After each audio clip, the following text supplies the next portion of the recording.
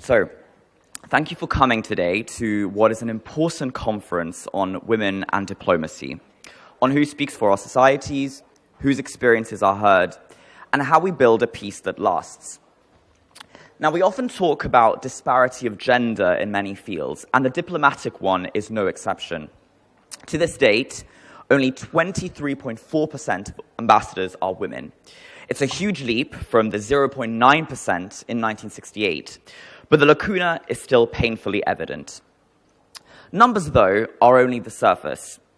When women participate meaningfully in negotiations and representation, agreements tend to be broader, implementation improves, and trust rises.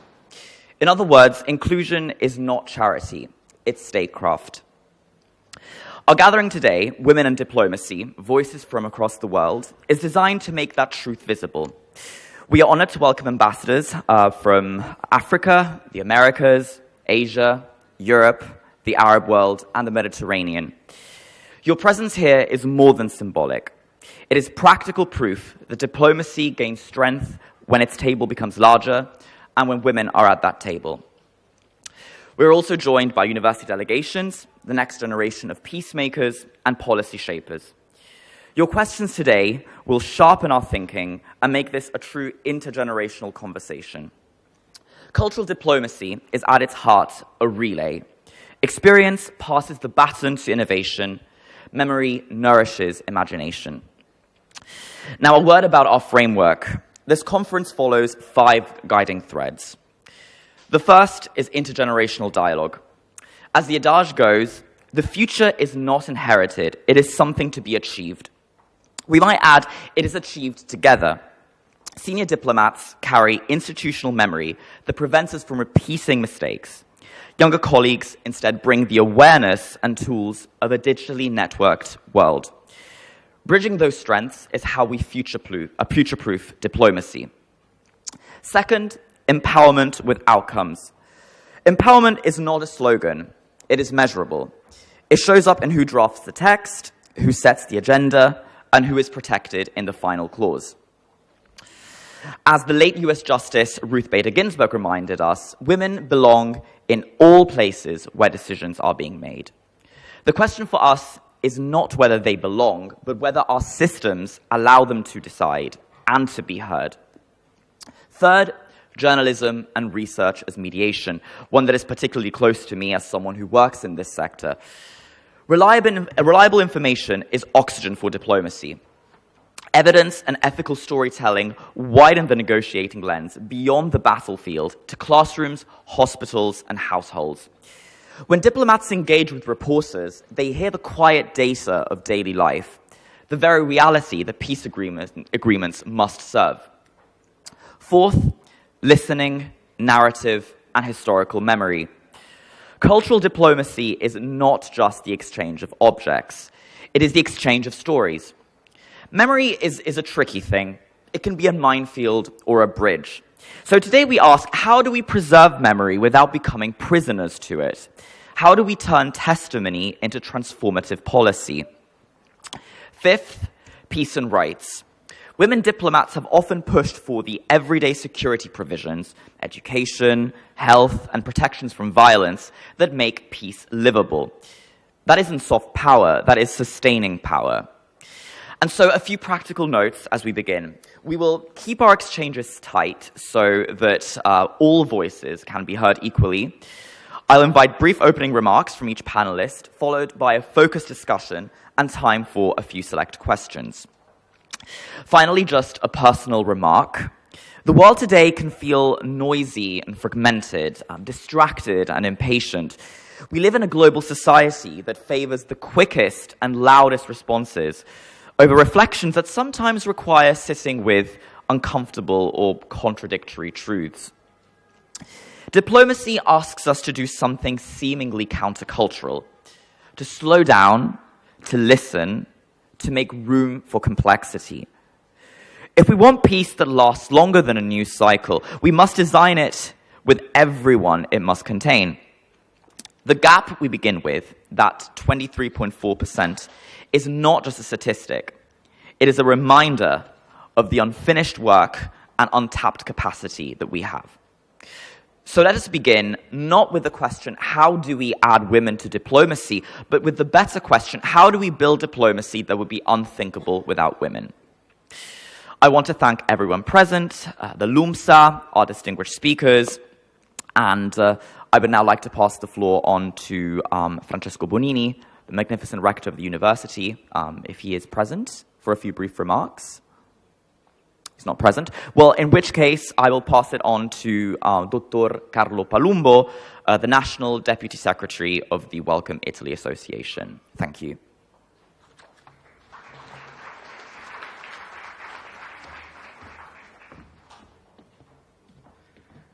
Dear Ambassador, dear guests, dear students, it is a great honor to welcome to you the second conference on Women Empowerment, organized by Welcome Association Italy. This year, our focus is Women in Diplomacy. This event is special. We do not only speak about politics, we speak about real lives and real stories of women who are ambassadors. Their voice inspires. They show us that diplomacy is also about people and human values. We also wanted this conference to be intergenerational. That is why students are with us. Young people will ask questions and take part in dialogue. This is very important because the future of diplomacy will be in their hands. I would like to thank Andrea Carlo Martinez for helping to guide a round table, LUMSA University for hosting us in this beautiful hall, the artist Karen Thomas for painting Hope 2025, symbol of women's resilience, the moderators and the junior delegates for bringing the voice of students, and above all, the ambassador for their presence, their time, and their written contribution. This text will be part of the official proceeding available next month on Welcome Association Italy website. Finally, I thank all diplomats, professors, students, and partners of Welcome Association Italy who are here today. Your presence shows how important this topic is for us. With this word, I am happy to open the roundtable Women in Diplomacy, Voice from the World. Thank you and welcome.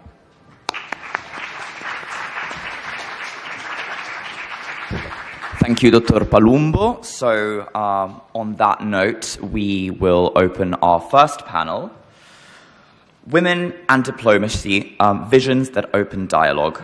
So for this panel, the moderator is Professor Fouad Ayodi, representative for Cooperation and Multicultural Dialogue of the Welcome Association Italy, the university professor and president of AMSI.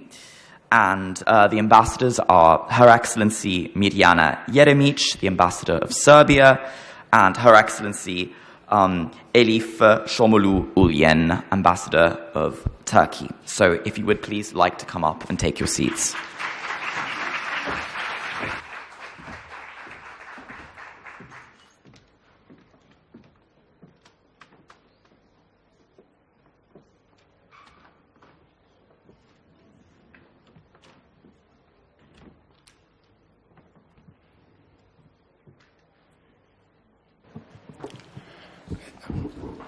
Buongiorno a tutti, grazie molto della vostra partecipazione. Professor Fouad Ayodi, docente di Tor Vergata. Oggi, visto che ci abbiamo tutti studenti, parleremo da studente e docente di Tor Vergata, La Sapienza. Porto il saluto di tutte le nostre associazioni che hanno aderito, l'AMSI, Associazione Medici di Origine Straniera in Italia, il Movimento Uniti per Unire, la Comunità del Mondo Arabo in Italia e l'Unione Arabi del 48.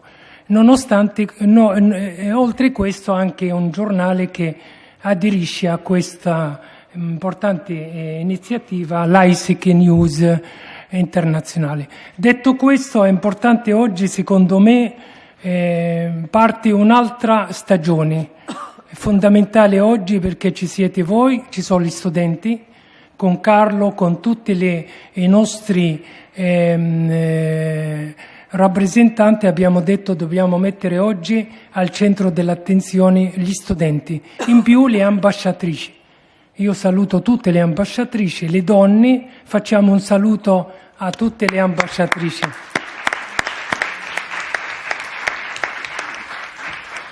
Perché dico oggi un'altra stagione? Perché quando siamo partiti nel 2000 era tra le prime associazioni che ha cominciato a parlare per gli studenti.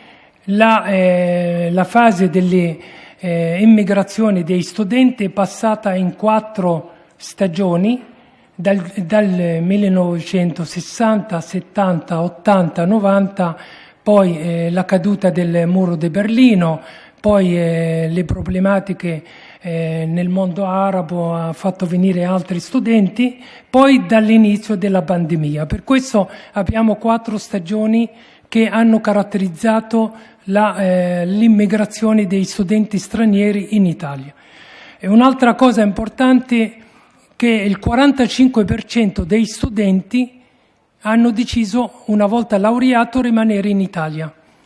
E oggi abbiamo l'Associazione Medici di Origine Straniera, più di 118.000 professionisti della sanità. Per questo avete un bagaglio importante. Dico ai colleghi, perché l'unità è molto importante, noi nel 2012 abbiamo fatto il movimento Unite per Unire proprio per unire tutte le forze. Carlo coordina il Dipartimento dei studenti del Movimento Unite per Unire e dell'AMSI. Questo per quanto riguarda l'unità. È fondamentale, oggi è la giornata delle donne e della diplomazia femminile. Un convegno come questo l'abbiamo fatto nel 2001. La diplomazia in tutte le sue forme nasce come arte del dialogo e come capacità di ascolto. Nel corso della mia esperienza abbiamo visto tante, per 25 anni, cooperazione euro-mediterranea, compreso come le donne hanno portato in questo campo un valore aggiuntivo, spesso decisivo. La loro presenza crescente negli spazi diplomatici e nella vita internazionale rappresenta oggi non solo un dato numerico, ma soprattutto un cambiamento culturale e politico che ci obbliga a ripensare categorie e linguaggi. Per questo le donne hanno un ruolo molto importante. Detto questo, comincio a dare la parola alle ambasciatrici, salutandole e chiedendo anche il contributo dell'amico giornalista che siamo, magari se le introduci, che parlano anche loro. Poi dopo la loro presentazione dirò un'altra in un minuto come chiusura di questo panel. A te la parola, Andrea. Ringrazio, professore. So, our first speaker is Her Excellency Mirjana Jeremic from Serbia. The floor is yours. Thank you very much. It's a pleasure for me to be here with you today. This subject, women in diplomacies, I can see it's highly appreciated everywhere in the world. It's becoming an it thing. As you can see here, I'm not sure if anybody has the data from Farnesina, for example, how many from 163 embassies in Rome, how many are actually women? Because in my ministry, we have 55% of women working in the Ministry of Foreign Affairs. And we have over 30% women who are heads of departments in the ministry. And also more than 30% of women ambassadors around the world. So you have to agree that this is quite a high number. And also, these are maybe some data that are not maybe a bit boring for you, but it's just a proof how Serbia is when it comes to women, and we are talking now about politics and about diplomacy. They are on the 22nd, based on the Foreign Policy Institute, based on the data that the Foreign Policy Institute provided. They are on the 22nd place in the world and 11th position in Europe. So we have to agree on this, that this is quite an achievement. When I joined the ministry in 2002, so 23 years ago, I have to say that I remember that we had a chief of cabinet was a woman. One assistant minister was a woman. And now, I put this data written so I don't forget. From 7 assistant ministers, now we have 3 women. 2 state secretaries, 1 woman. So, during these more than 2 decades, the situation is being better and better when it comes to women at the Ministry of Foreign Affairs, in diplomacy, and in Ministry of Foreign Affairs of the Republic of Serbia. I have to say that my experience, I never felt, in my country, I never felt that I was less valued because I'm a woman.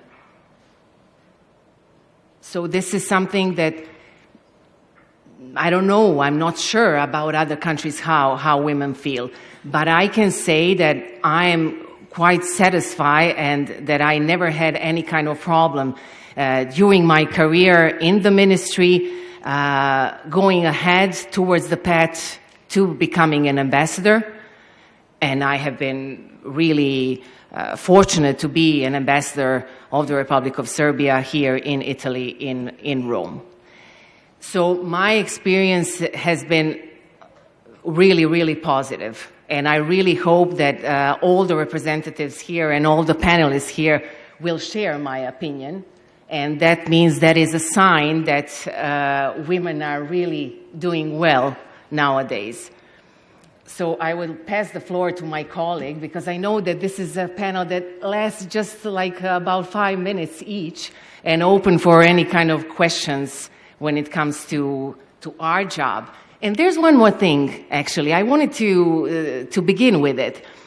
For example, when you think about diplomacy, what color are you thinking about? Any thoughts? Anyone? Nobody? We are caught unexpectedly. Yes. Green. Gray. Gray. Gray. Yes. Women bring colors to diplomacy and to the world. This is what we do. Thank you.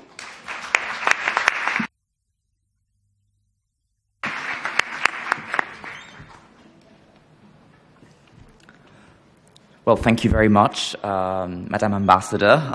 Definitely, you're right. Women do bring color to not only to diplomacy, but to every field that they are part of and included in. And regarding your point about the embassies, it would be interesting to do a survey, perhaps, on the 163 embassies in Rome as to how many women are in part. We should get on that.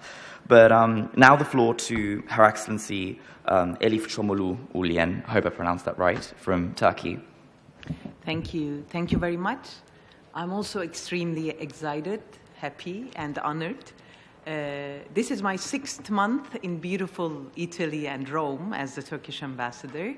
And I had received information about this meeting in the first days of my arrival. So it dates back around, I think, 4 months, your preparations. So congratulations for a very efficient. I see so many bright, beautiful, young, potential leaders, women leaders. Obviously, handsome men are also around the room. Thank you very much for this organization. And when I received it, I said, yes, Elif, this should be the place where you should be, to listen and to tell. Of course, my story is not as maybe a bright story as my colleague from Serbia has told, and because historically, I think Serbia had much more, really historically, they had queens, they had princesses, they had rulers. We had always men. coming from the Ottomans, even before that, from an Anatolian culture, mingled with a number of regions in our part of the world, and even today representing a country overwhelmingly with a Muslim population, I can also proudly stand out for the Turkish Foreign Ministry currently being among the top 10 foreign ministries in Europe in terms of employing women at leadership positions. But this has been a relatively new phenomena. When I joined the ministry 32 years ago, yes, 32, 3 and 2 together, I was representing a very younger generation where we had joined with a ratio of 50-50 and around 20 young people joining the ranks of the ministry as career officers. And I very well remember there were no female heads of departments, even heads of sections were a few. We had 5 female foreign ambassadors throughout our modern history, but that was all. And indeed, we were most of the time quite, even ourselves, were discouraging ourselves like, oh, you know, this system will not let us go through to flourish, to pick up really leading roles, to become ambassadors. But no, times have changed, and I think as Turkish women, we have taken our very responsible role at the MFA to change the institution. Unfortunately, this picture is not valid for the rest of the Turkish bureaucratic scenery. Even our parliament does not have a high representation. Currently at the Foreign Ministry, we are around 44% of females, but in the leadership roles, like Director Generals, head of departments, we are about 35%, which is a big change, and it does not reflect the rest of the bureaucracy. So I myself, I still feel the responsibility on my shoulders to open up the avenues, to pave the way, and to encourage more and more of Turkish girls, Turkish women, to join our ranks and to take responsibility for government representations. As I stand today in front of you with an experience of more than 30 years, I have had served almost in all parts of the world. I started my career in Pakistan, then I went to the UN office in Geneva. I spent 2 consecutive terms in Brussels, worked at the Turkish mission to NATO. I worked at the Turkish mission to the European Union. I was a consul general and the first female consul general in Dubai. And before coming to Rome, I was the ambassador in South Africa. In all of those parts of the world, I have learned a lot, I have experienced a lot, and I have enjoyed a lot. They have become part of my personal history. Nevertheless, there was one thing in common.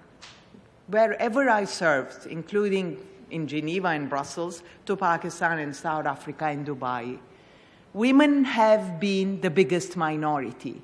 It doesn't matter in terms of numbers, doesn't matter in terms of their representation in the parliament.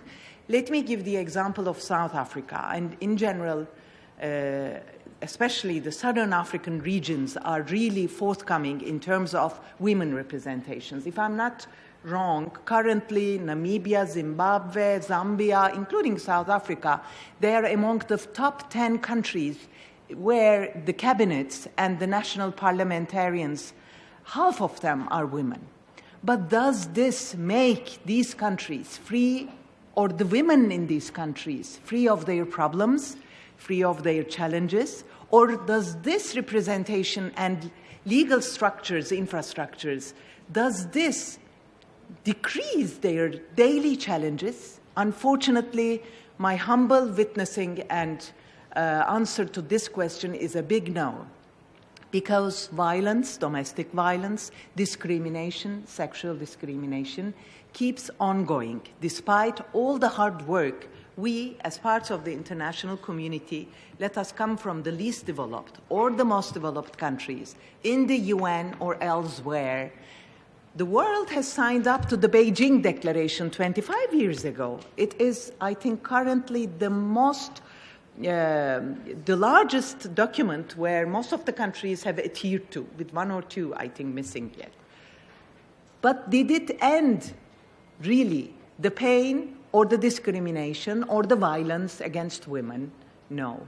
So obviously, I think all of us here in this room and here sitting on this side of the room who has already assumed serious responsibilities, we have to continue to do more, we have to work more, and we have to open up, encourage, and further empower women. So here today I stand in front of you, hopefully as a model, to empower more and more women from Italy, from Turkey, from wherever they are, that the change is only possible with you to stand up and to agree to the fact that, yes, we bring color, we bring humanity, we bring hard power but also soft power, we bring a different sense of understanding and approach to the most hardest questions in the world. So let me stop here and we can continue at the next session. Thank you for the attention.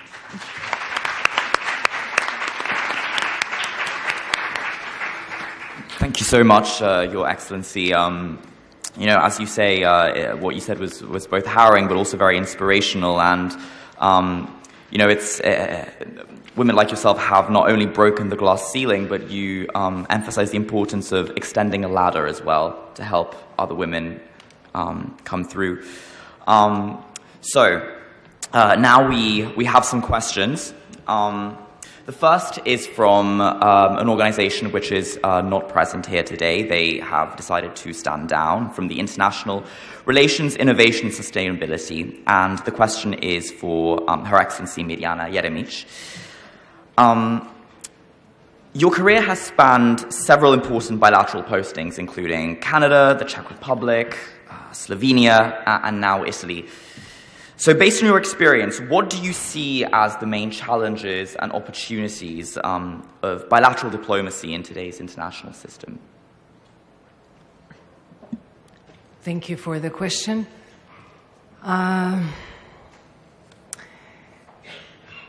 In the past 23 years, since I'm in diplomacy, the world has changed. We are all witnesses of this global changes. Whether they are good or bad, we have to adjust to them. And I have to say that serving in all I don't have experience like my colleague Elif. She was really around the world, and in fact, I was only in Europe and in Canada. I was never posted to African continent or to Asian continent. So I'm really not familiar from the first hand how things are like she is. But I have to say that we are witnesses of strong power and weakness. On one part there's strong power, and on the other it's weakness. We are witnessing the situations where stronger parties are pretty much the going against the weak parties in a way that wasn't like this before. And I think that in my time, when there was actually a carrot and a stick, now the carrot has somehow disappeared.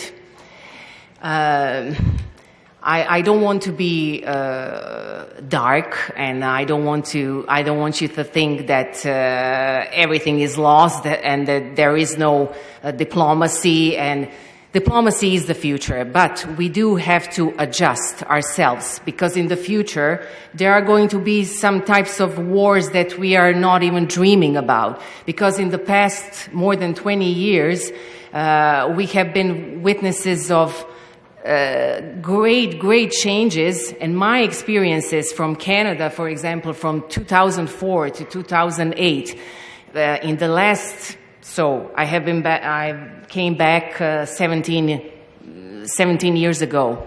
Canada, for example, has changed. Czech Republic has changed. Slovenia has changed. I will probably say this when I go to a next panel in some other country. I don't know where will I be after Italy. But the situation is constantly changing. And we have challenges like we never had before. Because when I never had, for example, a childhood or as a student. As you might know, and I'm probably that you all know, when I was 13, there was a dissolution of Yugoslavia. After that, we had bombing of Yugoslavia in 1999. I was at the university. I was your age at that point, and it was very difficult for us.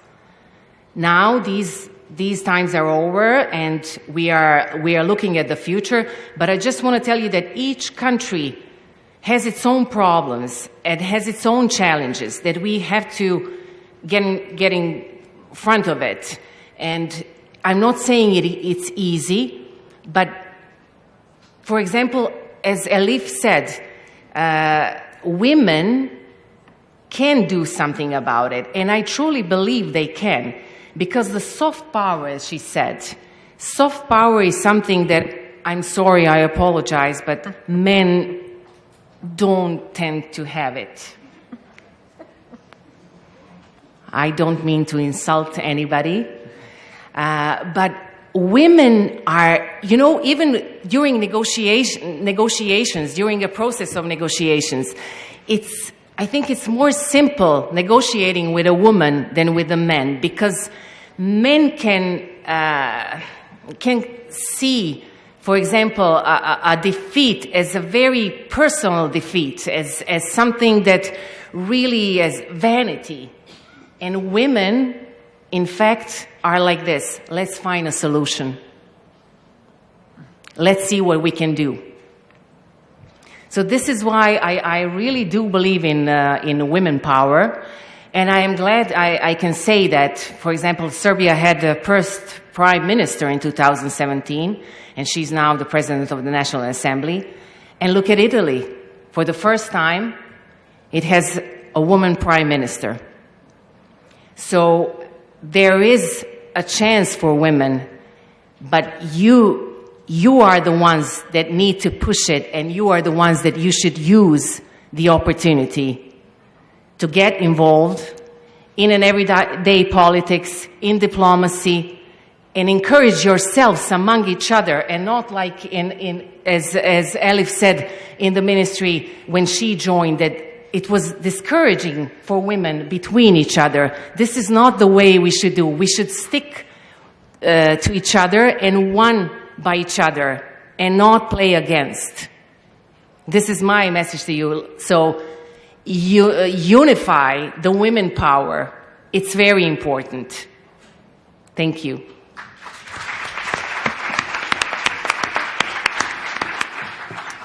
Thank you very much. And we now have a question from Luis, Women in International Affairs, to Her Excellency Elif Homoglu Ulgen.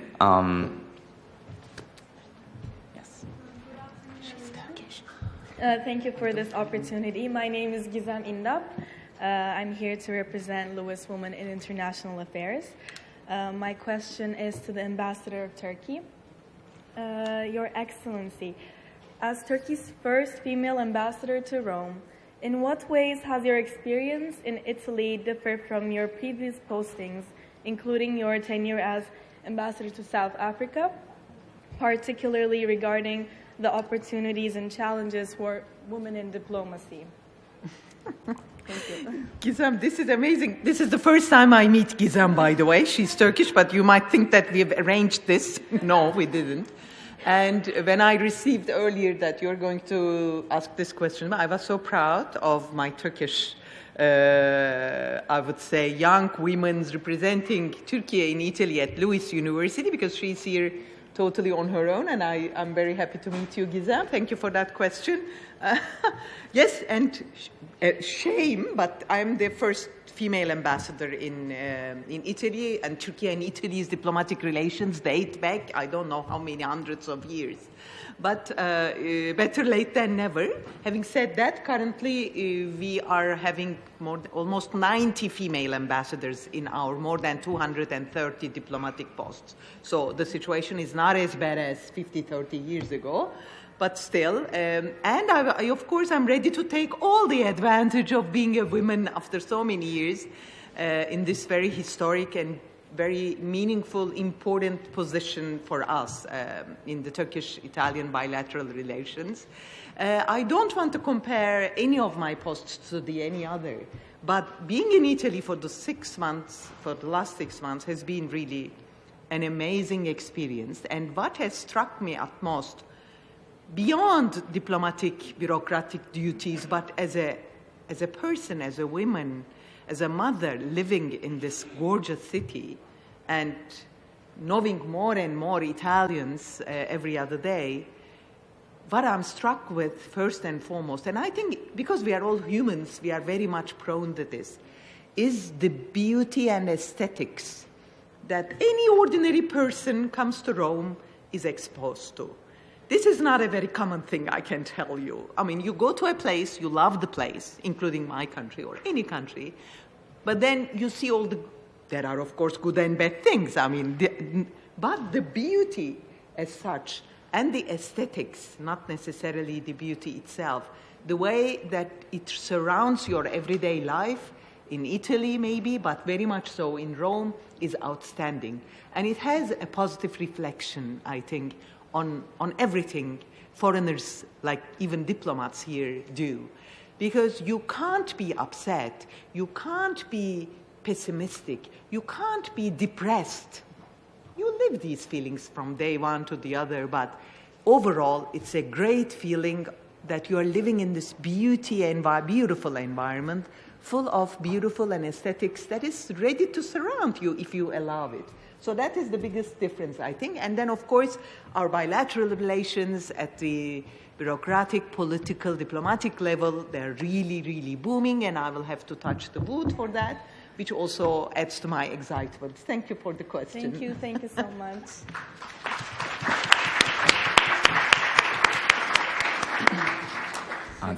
Se possiamo magari, mi stanno chiedendo se riesce in 2 secondi a tradurre, perché c'è tanti amici che vogliono in italiano, se riescono a dirlo. Se abbiamo tempo poi dopo magari. A tradurre l'intervento? Sì, alla fine del panel facciamo, perché qualcuno sta chiedendo.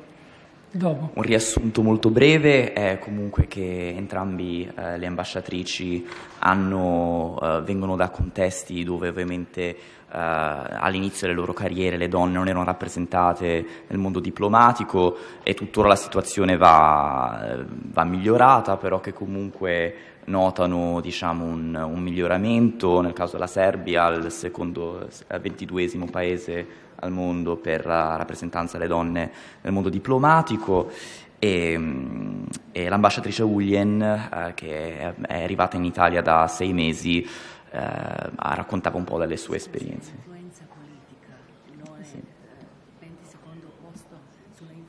Sull'influenza politica. Chiedo scusa. Chiedo scusa. Back to English now. I want to say, Ambassador Uljen, thank you for your answer, and also welcome to Rome. As you said, our capital cities are sister cities, and it is a whirlwind of a place, but it's definitely an amazing one. So this is the conclusion of the panel, and now we have some award plaques for the speakers present. So I think they should be brought up.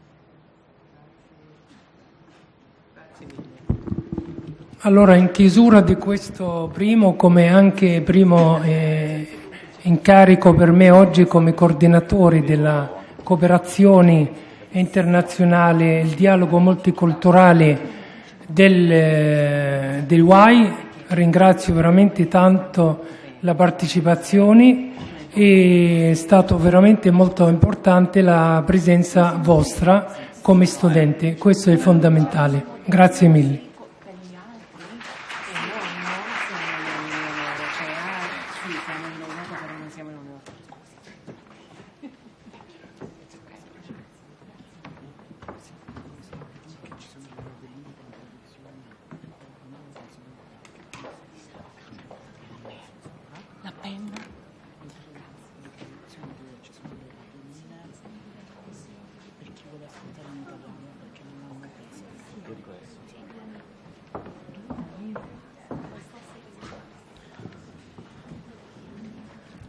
Well, thank you once again to our distinguished speakers. And for people who would like to follow in Italian, there is a translation, so you can ask the help desk. Lo dico in italiano, ci sono delle radioline per chiunque voglia ascoltare in italiano.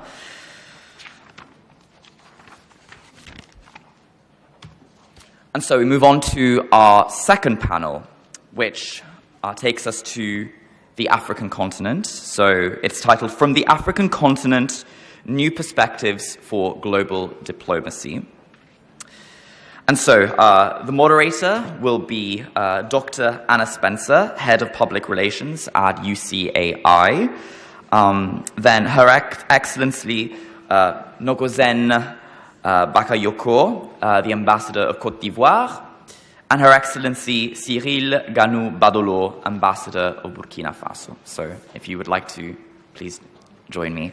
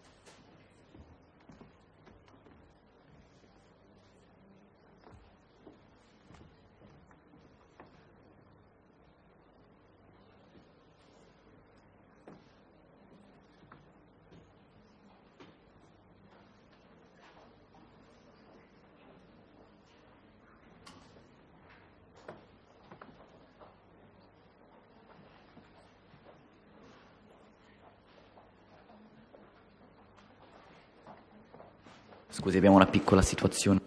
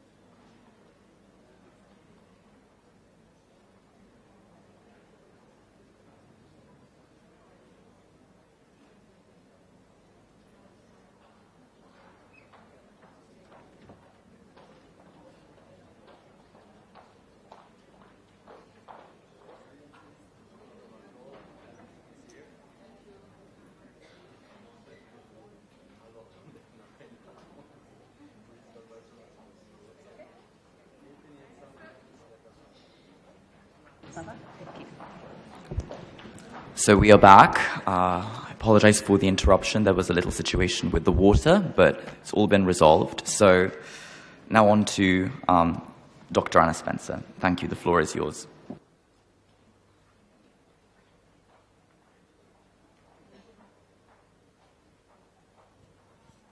Bonjour à toutes et à tous.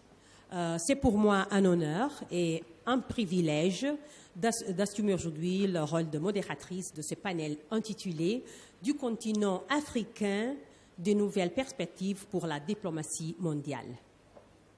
Nous nous réunissons aujourd'hui pour réfléchir sur la contribution du continent africain à de nouvelles perspectives pour la diplomatie mondiale.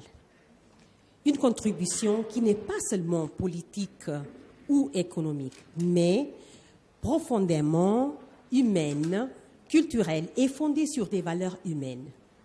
Une contribution qui, je souhaite mettre en lumière à travers une perspective de genre, parlant du rôle des femmes dans la diplomatie et dans les relations internationales.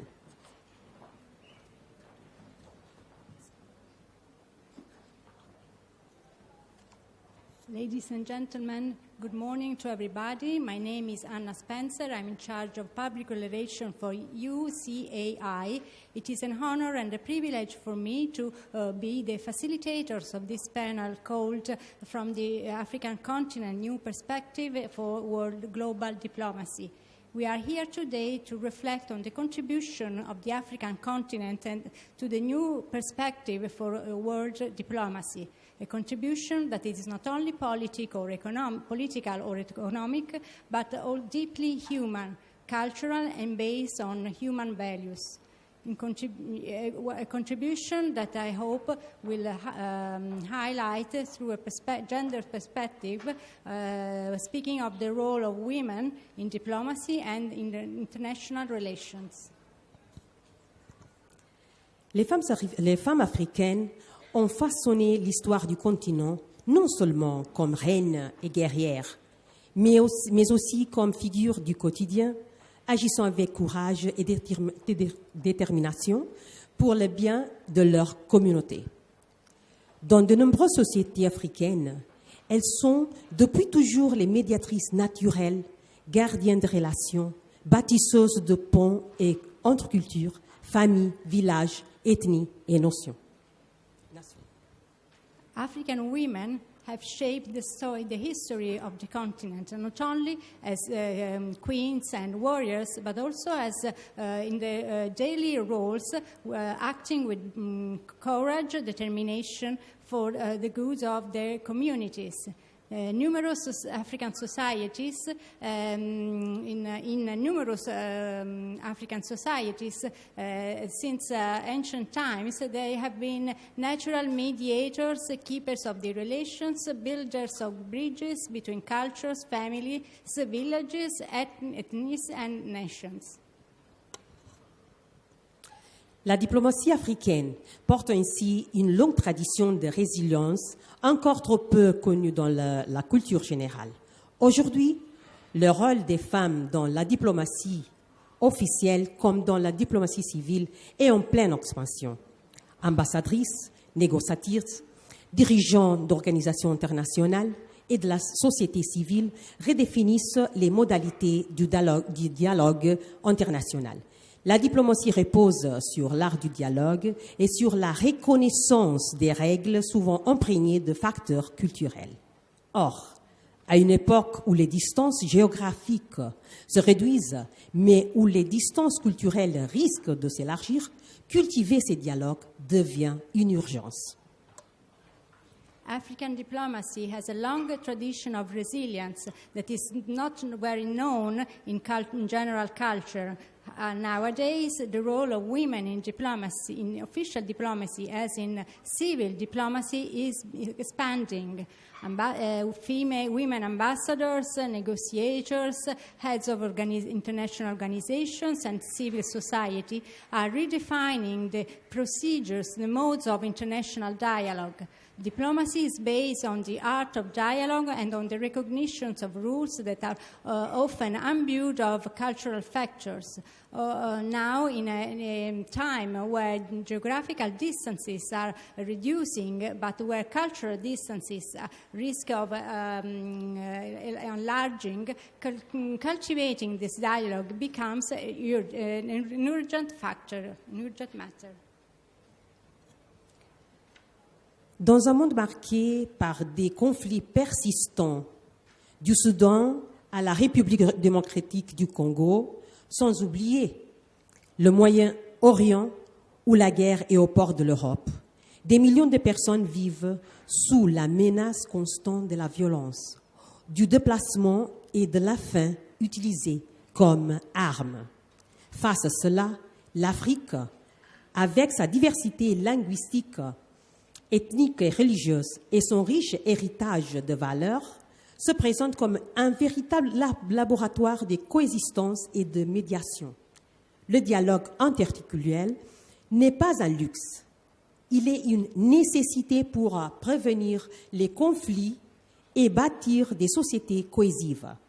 Ces dialogues doivent aussi être intergénérationnels. Les nouvelles générations africaines sur le continent dans la diaspora apportent énergie, compétences numériques, créativité et une vision globale qui enrichissent la diplomatie traditionnelle.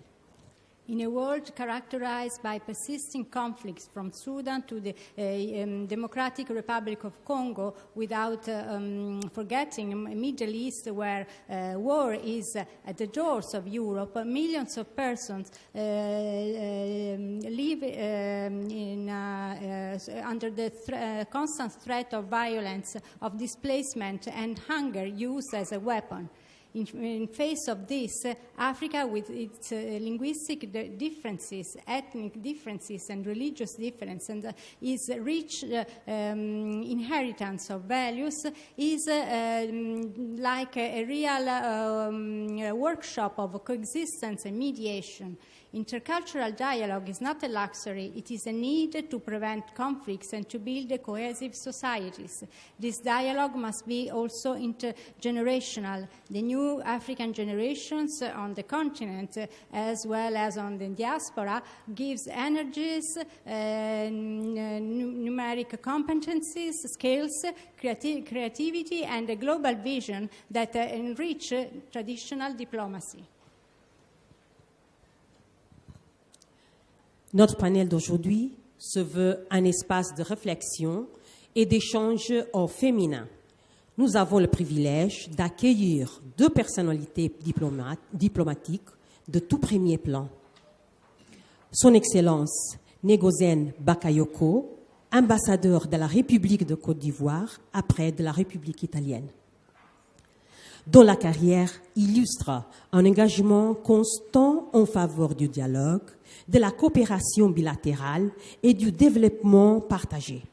Elle a occupé plusieurs postes de responsabilité, dont ceux de conseil en charge des droits de l'homme à la mission permanente de la Côte d'Ivoire auprès des Nations Unies à Genève, de chef de cabinet, de directeur adjoint de cabinet, de directeur de cabinet du ministre des Affaires étrangères de Côte d'Ivoire, avant d'occuper actuellement le poste d'ambassadeur de Côte d'Ivoire près la République italienne. Son expérience et sa vision stratégique des relations internationales offriront un éclairage précieux sur le rôle de la femme dans la diplomatie et l'épanouissement social des nouvelles générations féminines ivoiriennes. Our panel of today is a space for reflection and exchange female-oriented. We have the privilege of having here two diplomatic personalities of first plan. Her Excellency Ngozi Bakayoko, Ambassador of the Republic of Ivory Coast at the Italian Republic, whose eminent career is a constant commitment in favor of dialogue, bilateral cooperation, and shared development. She occupied different high-level positions, one of which is counselor in charge of human rights at the permanent missions of the Ivory Coast at the United Nations in Geneva, the heads of the cabinet, deputy director of cabinet, the head of the cabinet of the Minister of Foreign Affairs of the Ivory Coast, before becoming the ambassador of Ivory Coast at the Italian Republic. Her experience and her strategic visions of international relations will provide a precious presentation of the role of the women in diplomacy and the social expansions of new generations of Ivorian women. À côté de moi, Son Excellence Cyril Ganou-Badolo, ambassadeur extraordinaire et plénipotentiaire du Burkina Faso en Italie, avec compétence sur d'autres pays de l'Est de l'Europe. Elle est également représentante permanente du Burkina Faso auprès des organisations onusiennes basées à Rome comme FAO, PAM, FIDA, ainsi que d'autres organisations non onusiennes telles ICROM, IDLO, profondément engagées dans les domaines de la population, de la bonne gouvernance et du développement local, s'est distinguée par une action diplomatique tournée vers la consolidation des partenaires internationaux et la promotion d'une coopération constructive entre l'Afrique et l'Europe. Next to me, Her Excellency Cyril Ganou-Badolo, extraordinary ambassador and plenipotentiary of Burkina Faso in Italy, with the jurisdiction on other countries of Eastern Europe.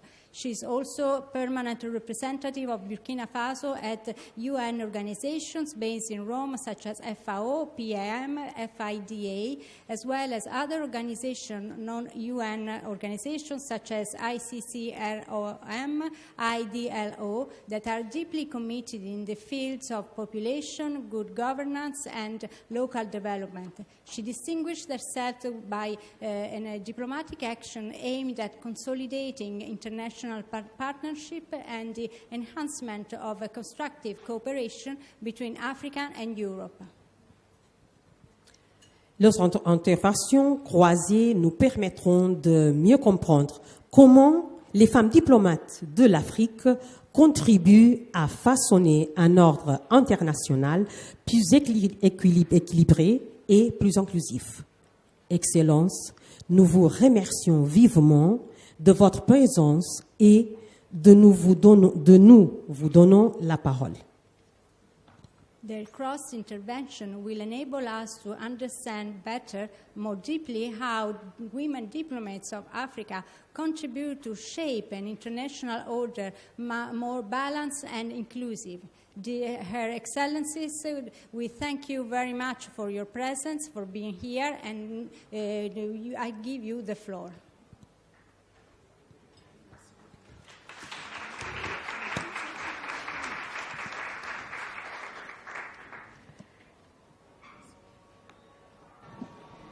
Her Excellency, please, the floor is yours.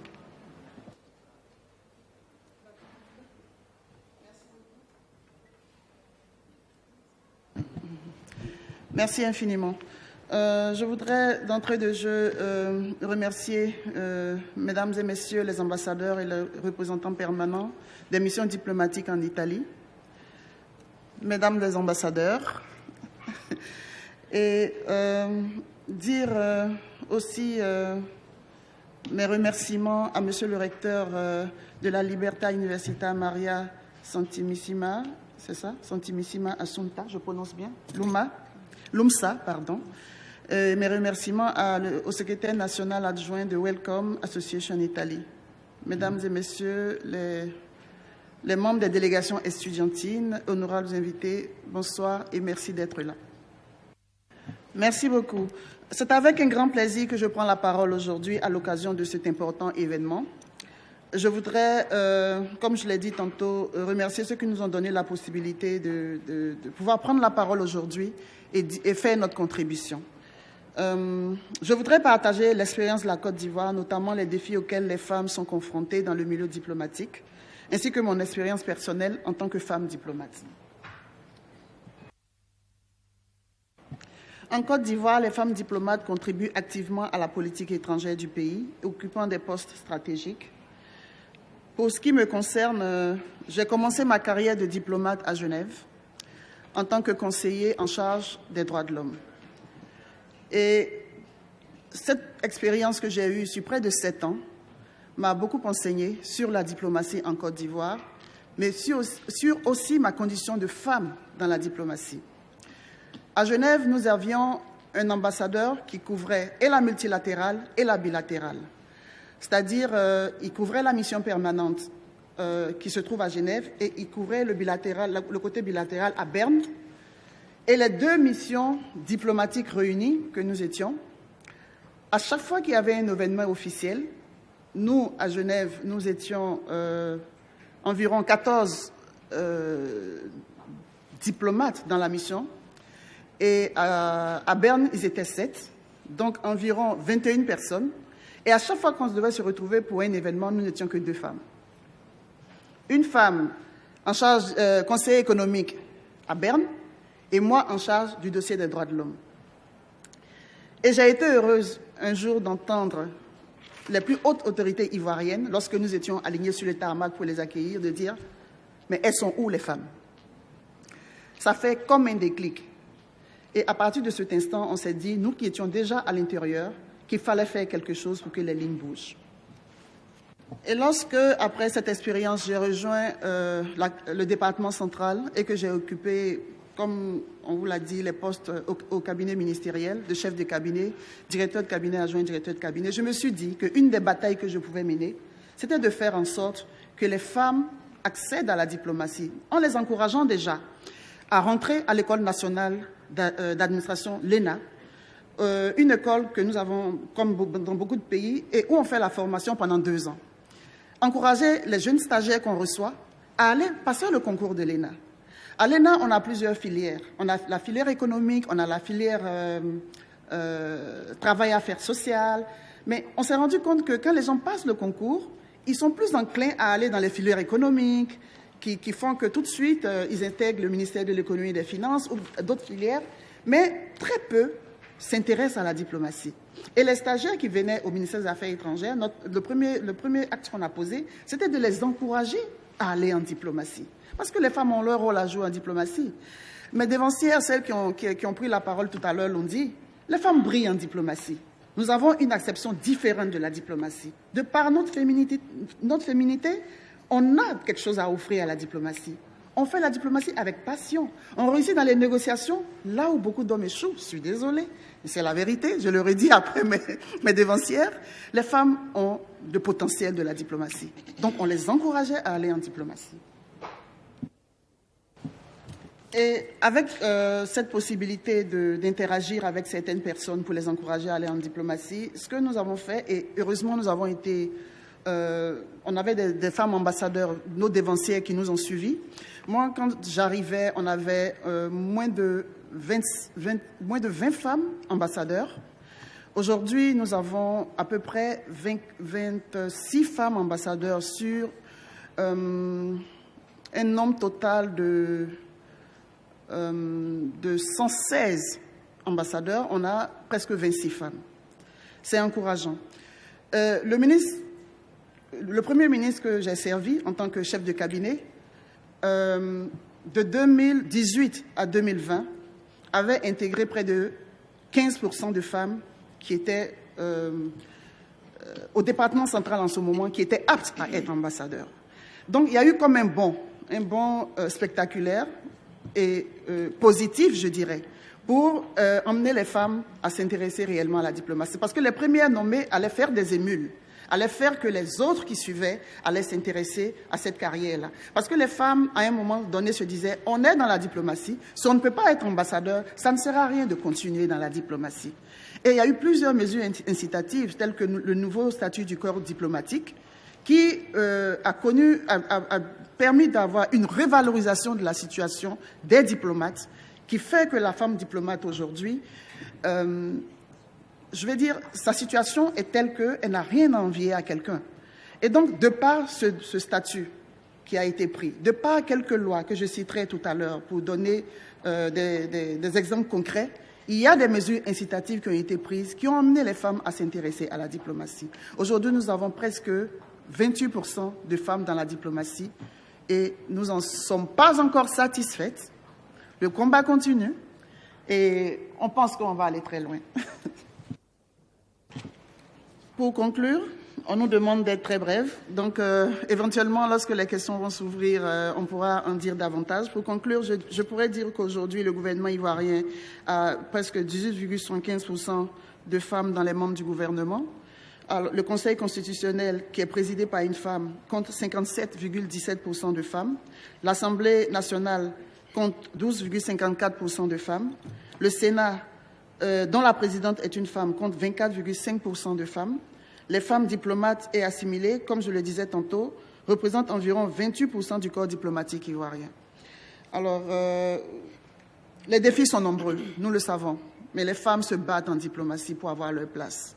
Et nous avons embrassé cette carrière par passion.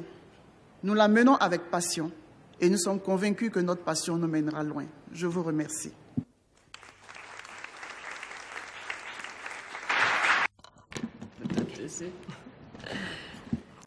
Mesdames et messieurs, nous venons d'entendre un témoignage inspirant qui a mis en évidence à la fois des progrès réalisés en Côte d'Ivoire et les défis qui subsistent pour assurer une pleine égalité de genre dans la diplomatie ivoirienne et au-delà. Son Excellence a montré combien les réformes, les initiatives et l'engagement des femmes elles-mêmes sont essentiels pour transformer les mentalités et ouvrir la voie aux nouvelles générations. Son intervention nous a rappelé que la diplomatie est aussi un espace de courage, de résilience et d'innovation. Je la remercie vivement pour cet éclairage précieux et je propose à présenter de donner la parole à notre prochain intervenant. Okay.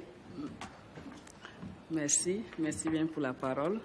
Désolée vraiment pour la voix et pour la mine, parce que je ne me sens pas très bien. J'étais à l'hôpital, donc mais j'ai forcé pour venir parce qu'il fallait que je sois là.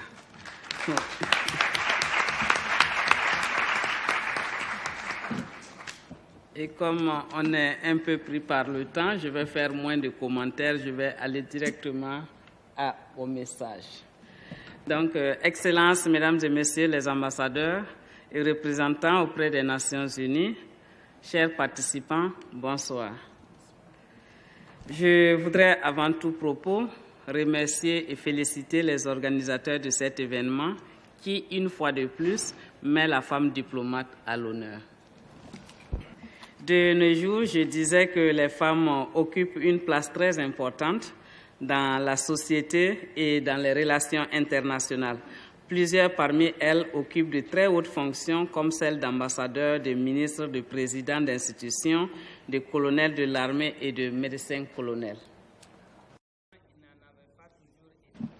Avant, il n'en avait pas toujours été ainsi, parce que c'est sous la Révolution démocratique et populaire d'août 1983 avec le capitaine Thomas Sankara que tous ces changements sont intervenus. Avant cela, pour aspirer à un poste de responsabilité, de haute fonction, c'était une chimère. Le capitaine Thomas Sankara a mené une politique d'émancipation de la femme burkinabé, notamment en nommant des femmes à de hautes fonctions en son temps. Malheureusement, le 15 octobre 1987, il fut assassiné lâchement par des mains impérialistes. Toutefois, remplir de telles responsabilités en tant que femme diplomate n'est pas souvent très aisé, compte tenu de certaines pesanteurs socio-culturelles. Ainsi, je dirais que la femme diplomate, contrairement aux hommes, rencontre des blocages et est souvent dénigrée, diffamée, stigmatisée et souvent même marginalisée. Cela se traduit à plusieurs niveaux, notamment sur le plan professionnel, social et familial. Cette situation m'amènera ici à évoquer les défis que j'ai dû relever et à parler des réalités actuelles de la femme diplomate au Burkina Faso. Enfin, je donnerai quelques stratégies pour surmonter les stéréotypes et relever les défis. Retenons qu'au Burkina Faso, la fonction d'ambassadeur peut être exercée aussi bien par les diplomates de carrière que par des personnalités ayant occupé de hautes fonctions et je suis de cette deuxième catégorie de diplomates que Son Excellence le capitaine Ibrahim Traoré, président du Faso, chef de l'État, a nommé. Il est un chef d'État hors pair, très engagé pour la cause de son peuple. Il est définitivement sur les traces du camarade Thomas Sankara pour la défense des droits des femmes au Burkina Faso. De façon très générale, occuper une telle fonction constitue un privilège et un honneur. En effet, comme mentionné, la femme diplomate est confrontée à plusieurs défis dus à son genre et à la tradition. Malgré ses compétences, elle est souvent considérée comme un être inférieur qui devrait se contenter de petits postes, s'occuper des tâches domestiques et de l'éducation des enfants. Donc pour eux, elle doit donc veiller au bien-être de la famille et être aux petits soins de son époux. Sur le plan professionnel, elle est souvent défavorisée lors des formations et des missions à l'international, car on considère que sa mobilité est réduite du fait des contraintes familiales, l'éducation des enfants, les activités ménagères, prendre soin du mari et tout. Cela peut constituer un frein effectivement à l'évolution de sa carrière, vu que la diplomatie agissante est un monde de réseautage. De nos jours, il faut le dire, cette discrimination, inégalité basée sur le genre est en pleine régression. Actuellement, la politique étrangère de notre gouvernement place la femme au cœur de la paix, du développement et de la cohésion sociale. Elle incarne plusieurs ressources, notamment la force, le courage et une meilleure conseillère dans la défense des intérêts de l'État burkinabé. Ainsi, notre gouvernement a valorisé, honoré et fait confiance à la femme diplomate.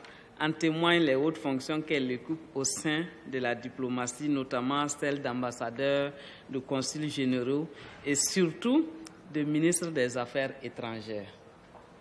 C'est le cas de Mme Adizatou Rosine Sori Koulibaly, qui a été ministre des Affaires étrangères. C'est le cas de Mme Olivia Rwamba, qui fut ambassadeur du Burkina Faso en Italie, ensuite ministre des Affaires étrangères. Et je peux également citer le cas de Mme Cabré Né Kaboré, qui était consul général à Milan et qui est aujourd'hui ministre délégué. Il faut dire que, par ailleurs, certaines initiatives ont été développées afin de veiller à l'épanouissement des femmes au sein du ministère des Affaires étrangères. Il s'agit, entre autres, de la cellule genre. Il y a une cellule genre qui est mise en place au niveau du ministère des Affaires étrangères. C'est un cadre d'échange, de concertation entre les femmes, un cadre de partage d'expérience. Malgré ces avancées notables, les femmes diplomates restent confrontées à un double défi. Réaliser leurs ambitions en tant que cadre, mais aussi en tant qu'épouse, mère, devant servir de modèle dans une société qui voudrait les maintenir à un rôle secondaire. Heureusement, Dieu aime le Burkina Faso et il nous a fait grâce. Un autre Thomas Sankara est né. Il s'agit du capitaine Ibrahim Traoré, président du Faso, chef de l'État, le plus jeune chef d'État au monde, qui a pris le pouvoir à 33 ans. Il est plus qu'engagé pour la cause de la femme, de façon générale, et les femmes diplomates en particulier. Pour terminer, je voudrais encourager les femmes diplomates à poursuivre leurs rêves dans la carrière et demander à la société d'avoir un autre regard sur la femme battante. Les préjugés continuent toujours. J'ai une amie qui a été nommée ministre et quand je suis allée pour la saluer, il y a un qui m'a croisé dans les escaliers et m'a demandé « mais qui est derrière elle ?» Comment est-ce qu'elle a pu se faire nommer? Qui est derrière elle? Comme si la femme n'avait pas les compétences, les capacités de mériter un poste sans qu'un homme ne soit derrière elle.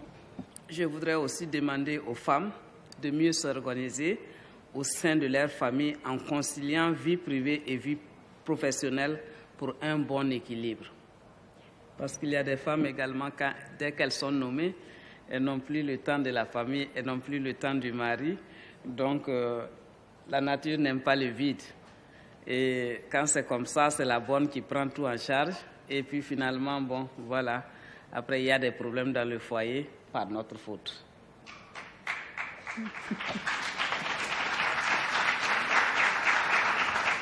Je voudrais également les encourager à ne jamais se sentir inférieurs, mais de faire toujours leurs preuves, pas de raccourcis. Que les différents gouvernements continuent de les soutenir, les motiver et leur faire pleinement confiance car elles sont capables. Je vous remercie pour votre aimable attention.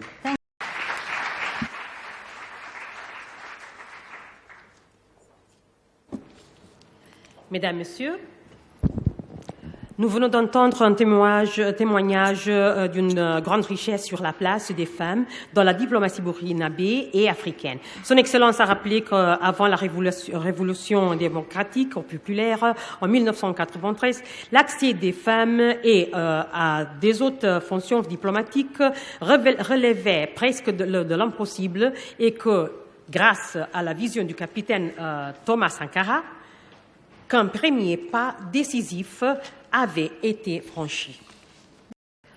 Malgré les avancées toutefois, les femmes diplomates restent confrontées à des pesanteurs socioculturelles, à des discriminations dans leur carrière et à la difficulté de concilier responsabilités professionnelles et attentes familiales. Mais elle a également souligné le progrès notable réalisé ces dernières années. La nomination des femmes à des postes d'ambassadrices, de ministres et de consuls généraux, ainsi que la mise en place d'initiatives comme la cellule genre au sein du ministère des Affaires étrangères. Le message est clair. La diplomatie africaine se construit aussi grâce à la résilience, au courage et à la vision des femmes qui sont désormais reconnues comme des actrices essentielles de la paix, du développement et de la cohésion sociale. Je vous remercie.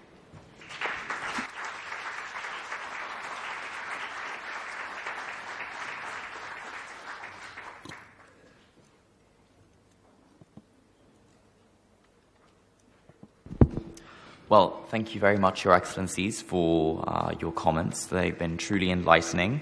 And now we have 2 questions. The first is for Her Excellency, Ambassador of Côte d'Ivoire from the European Youth Network. Please. Bonsoir à tous. Bonsoir, madame. Je m'appelle Mathilde et je représente l'association European Youth Network. Et aujourd'hui, ma question, c'est pour madame Bakayoko de la Côte d'Ivoire. Vous avez 2 masters, un en littérature et un en communication. Comment ces qualifications humanistiques sont importantes pour la carrière diplomatique? Merci. Merci. On voit que les questions sont posées par des jeunes dames, ce qui veut dire qu'on sent qu'il y a beaucoup qui vont embrasser la carrière de diplomatie ici. Je le sens, n'est-ce pas? D'accord. Merci beaucoup pour votre question. Effectivement, mon master en communication et en littérature me permettent d'embrasser la carrière de diplomate sous 2 angles. Premièrement, mettre en avant le volet relations humaines. Relations humaines qui me permettent d'avoir une ouverture sur le monde, qui me permettent d'avoir une autre lecture de la perception et des différences. Parce que le monde diplomatique, comme vous le savez, est une plaque tournante. Une plaque tournante où on rencontre toutes les cultures, où on rencontre beaucoup de différences. Et ce brassage interculturel, ce melting pot, je dirais, pour pouvoir l'appréhender, il faut avoir cette aptitude que j'ai en sciences humaines me permettre de pouvoir appréhender ce brassage de cultures d'une manière différente.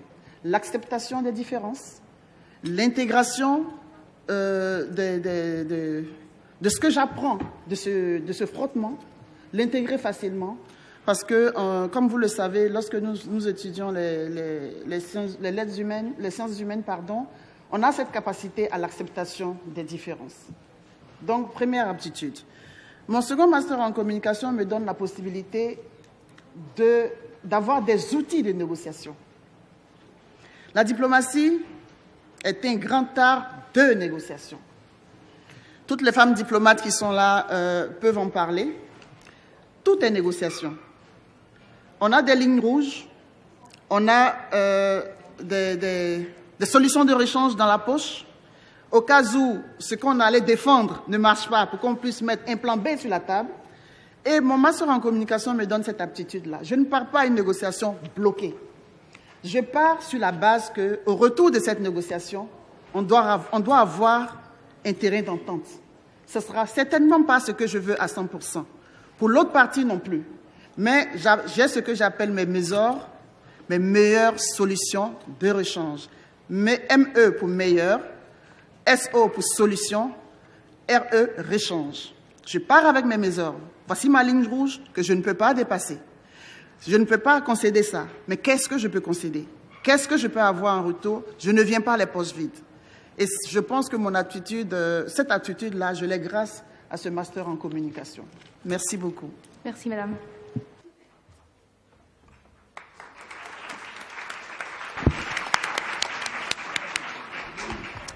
Thank you very much. And we have a final question for the Ambassador Badolo from the International Networking Association. Alas, we are a bit tight for time, so we'll have to keep it a little short. Bonsoir, je m'appelle Julia Yesinghaus et je suis ici en tant que représentante de l'Université Louis. Ma question est la suivante. Excellence, après plus de 30 années d'expérience dans le service public et dans le domaine social, vous avez entamé récemment une carrière diplomatique. En quoi ce parcours hors des circuits diplomatiques traditionnels influence-t-il aujourd'hui votre manière d'exercer la fonction d'ambassadeur?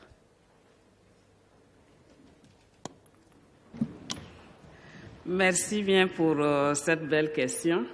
Avant de répondre à la question, j'aimerais vous raconter une petite anecdote. En 2005, j'étais au PNUD à Madagascar et le représentant du PNUD là-bas était un Burkinabé, M. Sanouidi Bouri Jean-Victor. Le représentant de l'OMS était également un Burkinabé, Dr Tapsova Léonard. Et nous n'avions pas d'ambassade là-bas, donc c'était l'ambassadeur du Sénégal, son Excellence Koli César.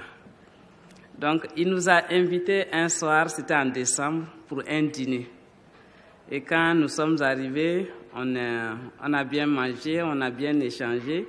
Il y a un problème qui le tenait à cœur, il en parlait à un de ses collègues ambassadeurs qui était là aussi. Je ne suis pas ambassadeur, donc j'ai écouté, je n'ai pas intervenu. Mais après, je lui ai dit, est-ce qu'on pouvait se voir seul à seul? J'ai dit, je voudrais le voir. Il a dit, bien sûr. J'ai dit, je viens où tu viens? Il dit, non, je viens au PNUD, tu m'attends, je viens.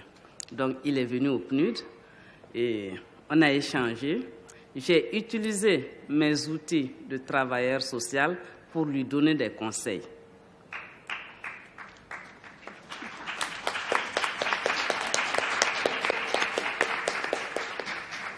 Quand il est parti, une semaine après, il dit « Je t'invite à dîner dans le plus grand restaurant de Madagascar ». Parce qu'il était tellement content, parce qu'il a mis en pratique et ça a marché. Et il me dit en conclusion « Ma sœur, est-ce que tu sais que tu ferais un très bon ambassadeur ?» Et je lui ai dit « Mais ce n'est pas possible, parce que moi, je n'ai pas fait de carrière diplomatique. Moi, j'ai fait un diplôme supérieur en travail social. J'ai fait un master 2 en gestion des projets. J'ai fait un master 2 en technique et marketing. J'ai dit, comment est-ce que je peux être ambassadeur? C'est là, il m'a dit, non, il y a des gens qu'on nomme ambassadeurs, des gens qui ont occupé de hautes fonctions dans l'administration qu'on nomme ambassadeurs. Il ne sait pas au Burkina comment ça se passe, mais chez lui, au Sénégal, ça se fait. Et que c'est possible qu'un jour je sois nommé. Il y a 20 ans de cela. Et en novembre 2024, j'ai été nommé et je suis venu à Madagascar et à en Italie comme ambassadeur. Donc, je voudrais juste dire que là, il n'y a pas une frontière en tant que telle entre les différentes corporations. J'étais travailleur social, il y a des outils que j'utilise et j'ai trouvé que les diplomates utilisent également les mêmes outils. Par exemple, la communication, elle est très importante. Sans communication, le diplomate ne peut pas réussir. Marketing et technique de vente, c'est la négociation. Les diplomates, ils négocient tout, toujours. Il faut qu'ils soient un très fin négociateur, sinon, ça ne peut pas marcher. Donc, je voudrais dire que mes 30 ans de carrière professionnelle m'ont en tout cas permis d'acquérir une certaine expérience qui a fait que, aujourd'hui, je peux dire qu'en 10 mois de femme diplomate, j'ai abattu un excellent travail selon ma hiérarchie. Voilà, parce qu'il y a des conventions de partenariat que nous avons pu signer avec au moins 4 universités d'ici, avec une 50aine de bourses italiennes octroyées à des étudiants burkinabés. Tout ça, c'est grâce à la négociation et c'est grâce à la formation de travail social que j'ai eue ou la gestion des projets que j'ai faits. Donc, c'est pour dire qu'il n'y a pas une limite, il n'y a pas une barrière entre les formations. Il faut qu'aujourd'hui, je répercute en tout cas ces aptitudes-là au niveau international pour protéger les intérêts de mon pays. Merci, madame. Merci.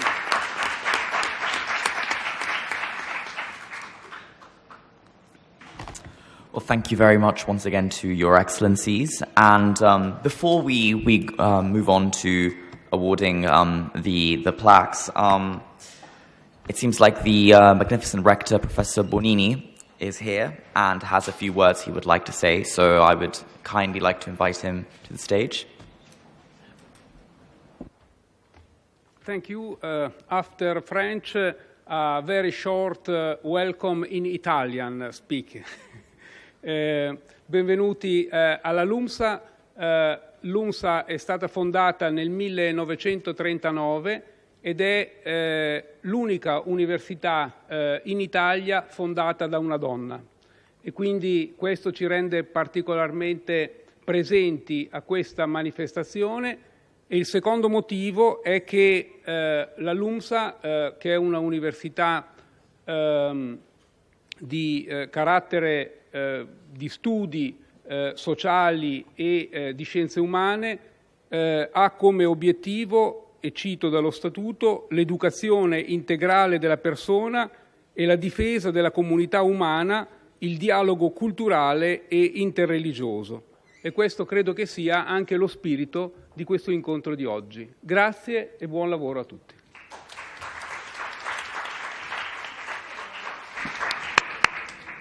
Thank you very much. Now I kindly ask the distinguished guests to take a step down from the stage for the awarding of the plaques.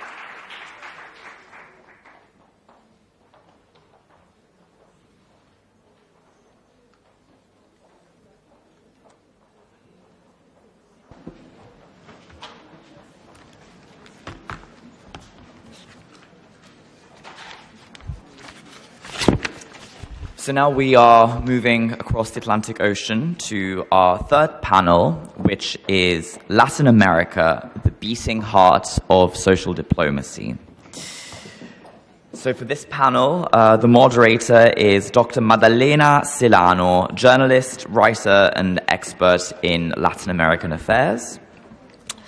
The ambassadors present are Her Excellency Monica Robelo Raffone, Ambassador of Nicaragua, Her Excellency Lia Margarita Quesep Bitar, Ambassador of Colombia. Unfortunately, Her Excellency Teresa Subieta Serrano, Ambassador of Bolivia to the Holy See, can't be with us as she is with the Pope at the moment. And also, unfortunately, Her Excellency Mirta Granda Averhoff of Cuba was supposed to attend, but cannot be present. She, however, does send her regards and has a representative who will say a few words on her behalf just now, Consul Damián Delgado Vázquez. So, please, Consul, the floor is yours. Muchas gracias, muy buenas tardes a todos. Muchas gracias por la invitación. Trasladar un saludo a nombre de nuestra embajadora Mirta Granda Averhoff, quien por razones de fuerza mayor no puede estar presente, pero trasladamos en nombre de ella este mensaje. Un mensaje que será muy breve, pero con toda la fuerza, la importancia que tiene este tema para Cuba, para los cubanos. Y empiezo. Distinguidas embajadoras todas, distinguidos participantes. La Revolución Cubana, con su profunda vocación emancipadora y humanista, desde el triunfo del 1 de enero de 1959, promovió el desarrollo de un modelo inclusivo sustentado en la igualdad y la justicia social, enfocando sus políticas públicas hacia la eliminación de toda forma de discriminación, particularmente aquellas que por motivo de género afectan a la mujer.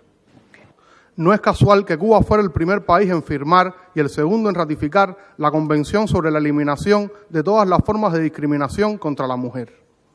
Rápidamente, la mujer fue ocupando un lugar destacado en la construcción y defensa de la nueva sociedad, ganado a base de esfuerzo, ejemplo y tesón en lo que Fidel calificó como una revolución dentro de la revolución. Como parte de la nueva realidad, en el ejercicio de la política exterior cubana se promovió la plena igualdad entre mujeres y hombres. Según datos del año 2024, en la Cancillería laboran 279 mujeres diplomáticas, que representan el 48% del total de los diplomáticos cubanos en ejercicio y 30 ocupan cargos de dirección en esa institución. De este total, 2 son viceministras y 2 directoras generales, y en el servicio exterior representan el 36,3%, de las cuales 42 son embajadoras. Esta presencia es coherente con logros alcanzados en otros ámbitos, como por ejemplo, que un 55,74% del total de los diputados de nuestro Parlamento son mujeres, lo cual convierte al órgano legislativo cubano en el segundo a nivel mundial con mayor cantidad de féminas. Las mujeres en Cuba, por ejemplo, representan el 80% en el sector judicial y en sentido general representan el 66% de la fuerza técnica y profesional y el 48,5% de los puestos de toma de decisión. Lo anterior se explica por la permanente y decidida voluntad del Estado y el gobierno cubanos por incentivar el avance hacia la igualdad de género y enfrentar la discriminación. El Programa Nacional para el Adelanto de las Mujeres, aprobado en 2021, es su mejor expresión. El objetivo es garantizar que en el diseño de las políticas públicas predomine el enfoque de género y hay un seguimiento sensible a todos los asuntos que involucran el desarrollo de las mujeres en la sociedad. Sin embargo, a pesar de lo mucho que se ha logrado, aún queda por hacer y avanzar, lo cual implica, en esencia, arrancar de raíz todos los vestigios de discriminación y violencia que acechan, en medio de un orden discriminatorio imperante a nivel global que no ha desaparecido. Aún deben romperse barreras culturales o esquemas mentales que subyacen y terminan menospreciando a la mujer o lacerando sus derechos, su dignidad, su justo lugar en una sociedad como la nuestra que aspira al mayor grado de justicia social posible. Muchas gracias.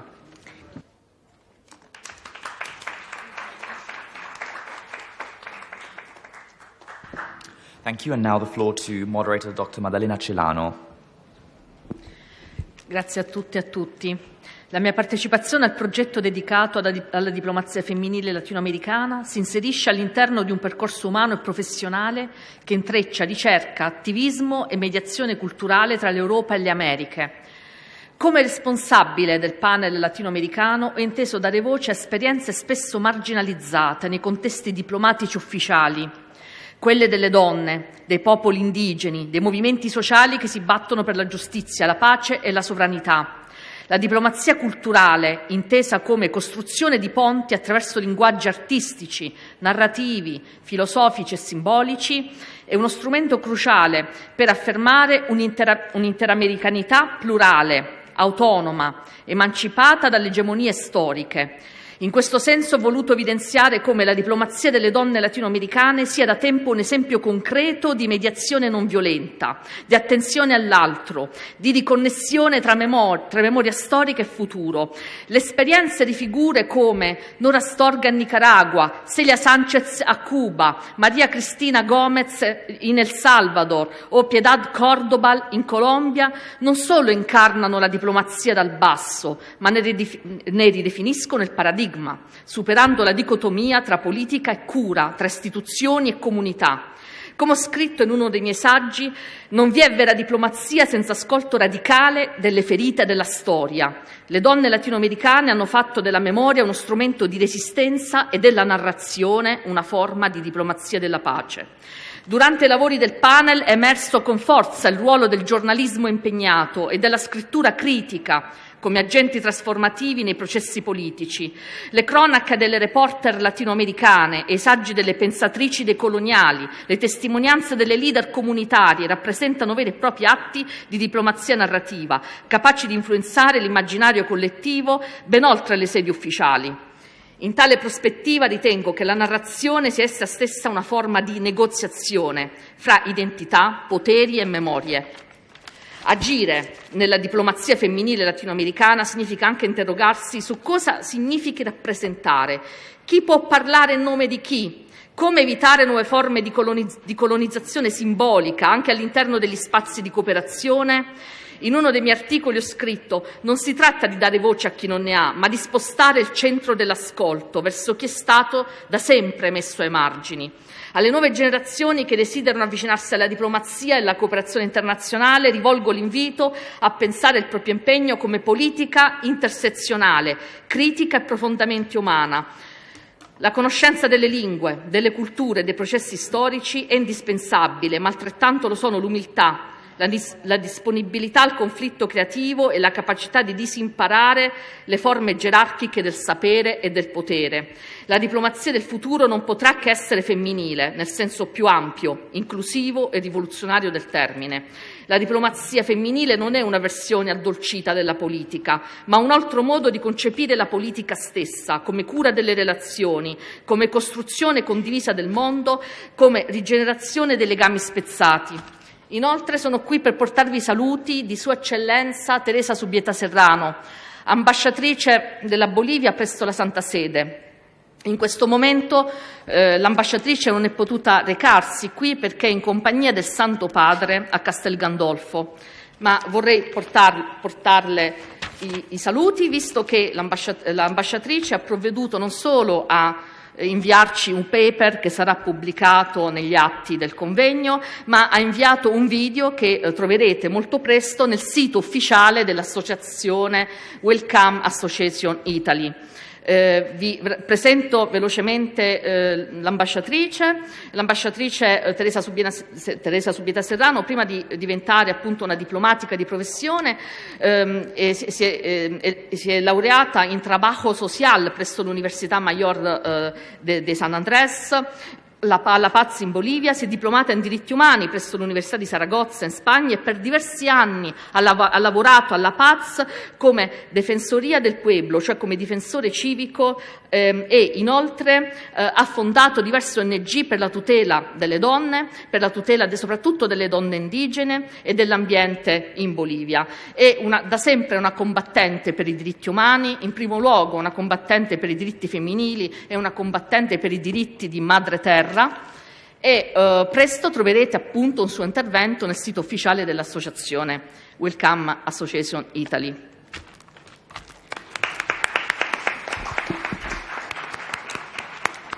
Thank you, Dr. Celano. So I wanted to ask the distinguished guests, unfortunately, since we are rather short for time, and as your speeches can be found in the conference proceedings, if you would be happy to provide us either a short summary or just to answer the questions provided. How do you feel? If you can provide a very short summary, would that be, because of course your speeches can be found in the conference proceedings. So, okay. So first, I would like to invite Her Excellency Monica Robelo Raffone from Nicaragua. Please.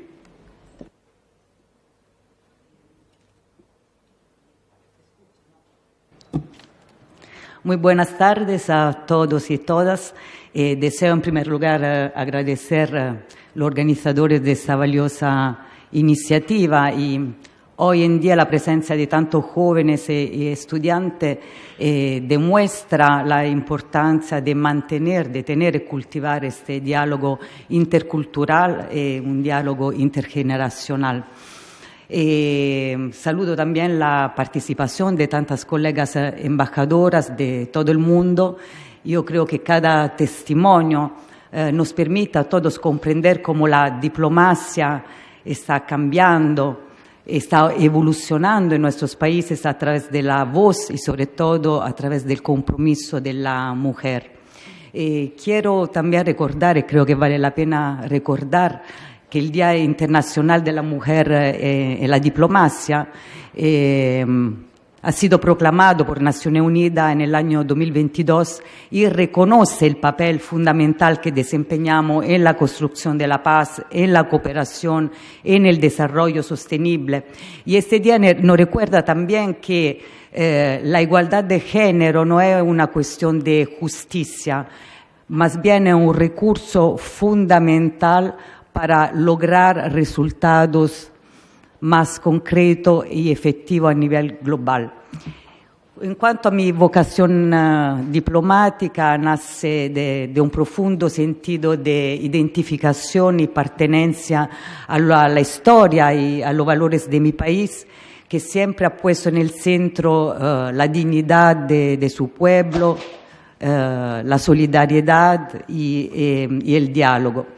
Desde hace muchos años tengo el privilegio de representar a Nicaragua ante el gobierno italiano y ante los organismos de Naciones Unidas con sede en Roma, FAO, IFA, The World Food Programme, que son instituciones centrales en la lucha contra el hambre y la pobreza. Y desde esa instancia he podido constatar cómo enfrentar desafío tan complejo requiere no solo de competencia y determinación, sino se requiere de una fuerte voluntad política, de acciones coordinadas y de una visión común que tiene que ser sustentada en algunos valores que son de unidad, de solidaridad y de respeto a la autodeterminación, porque el bienestar de los pueblos y sobre todo la paz justa y duradera solo se pueden conseguir cuando los países cooperan en un plan de igualdad y sobre todo de respeto mutuo.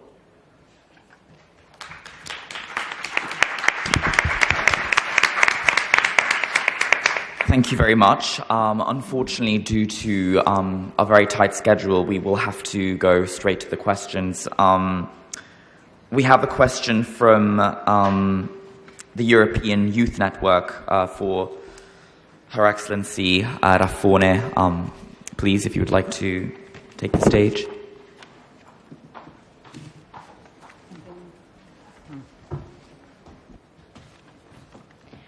I'm Eleonora Santarelli, and my question is for the Ambassador of Nicaragua. In many Latin American contexts, women are at the forefront of social movements, rights, strength, and transformative processes. How is this female protagonism reflected in Nicaragua's foreign policy and diplomatic representation? Thank you. Thank you. Bueno, las mujeres latinoamericanas han históricamente desempeñado un rol fundamental y beligerante desde los procesos de independencia, como combatientes, como organizadoras y como sostenedoras de la causa independentista y revolucionaria. En los siglos posteriores, en particular en el siglo XXI y XXII, las mujeres han estado en primera línea, tuvieron un rol protagónico en los movimientos sociales, políticos y culturales, en la construcción sobre todo de alternativas democráticas y sociales. Tenemos muchos ejemplos, más allá de lo mencionado por nuestra amiga y compañera, muchos ejemplos como tenemos Rigoberta Menchú, Borrero, Dulce María Borrero en Cuba, la compañera Franco también en Brasil. Y bueno, y también ha estado en primera línea en la lucha campesina, en la lucha indígena. Este protagonismo se refleja también en la política activa, en la diplomacia de hoy, donde las mujeres están ganando un espacio siempre más protagónico. Como no pude decir con anterioridad, la presencia femenina en la diplomacia nicaragüense se ha ido consolidando progresivamente en los últimos años y hoy contamos con una representación femenina en la diplomacia del 50% y las mujeres diplomáticas nos representan en todos los países. Y bueno, puedo hacer solamente una consideración que yo creo que esta no es solamente un logro de la mujer, sino de la entera nación, porque una diplomacia con rostro femenino significa una diplomacia más inclusiva y sobre todo comprometida con la paz, con la justicia social y con la igualdad de derechos.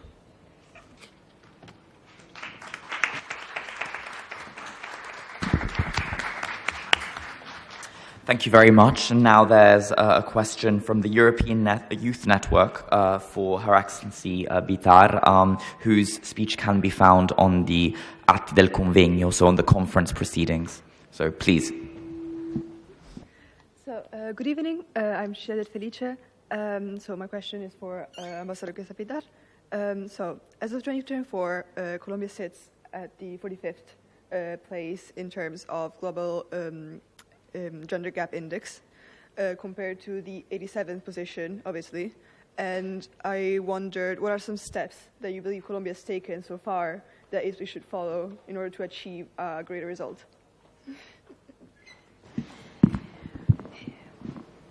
Buenas tardes a todos y a todas. Primero que todo, permítanme saludar a mis colegas embajadoras aquí presentes, a todos los asistentes, sobre todo a los jóvenes estudiantes y a las jóvenes estudiantes que serán el futuro de la diplomacia.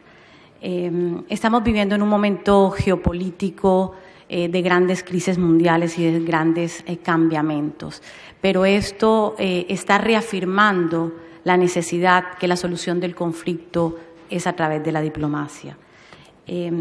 Como Kant, en su propuesta de la paz perpetua, dijo: el único instrumento para alcanzar la paz tiene que ser la diplomacia. Así han hecho nuestros países. Nuestros países, y han sido ejemplos, todos los testimonios de nuestras colegas, han avanzado, han cambiado. Hoy esa respuesta está en esta mesa. Después de muchos años, somos mujeres las que estamos sentadas aquí representando a nuestros países en la diplomacia.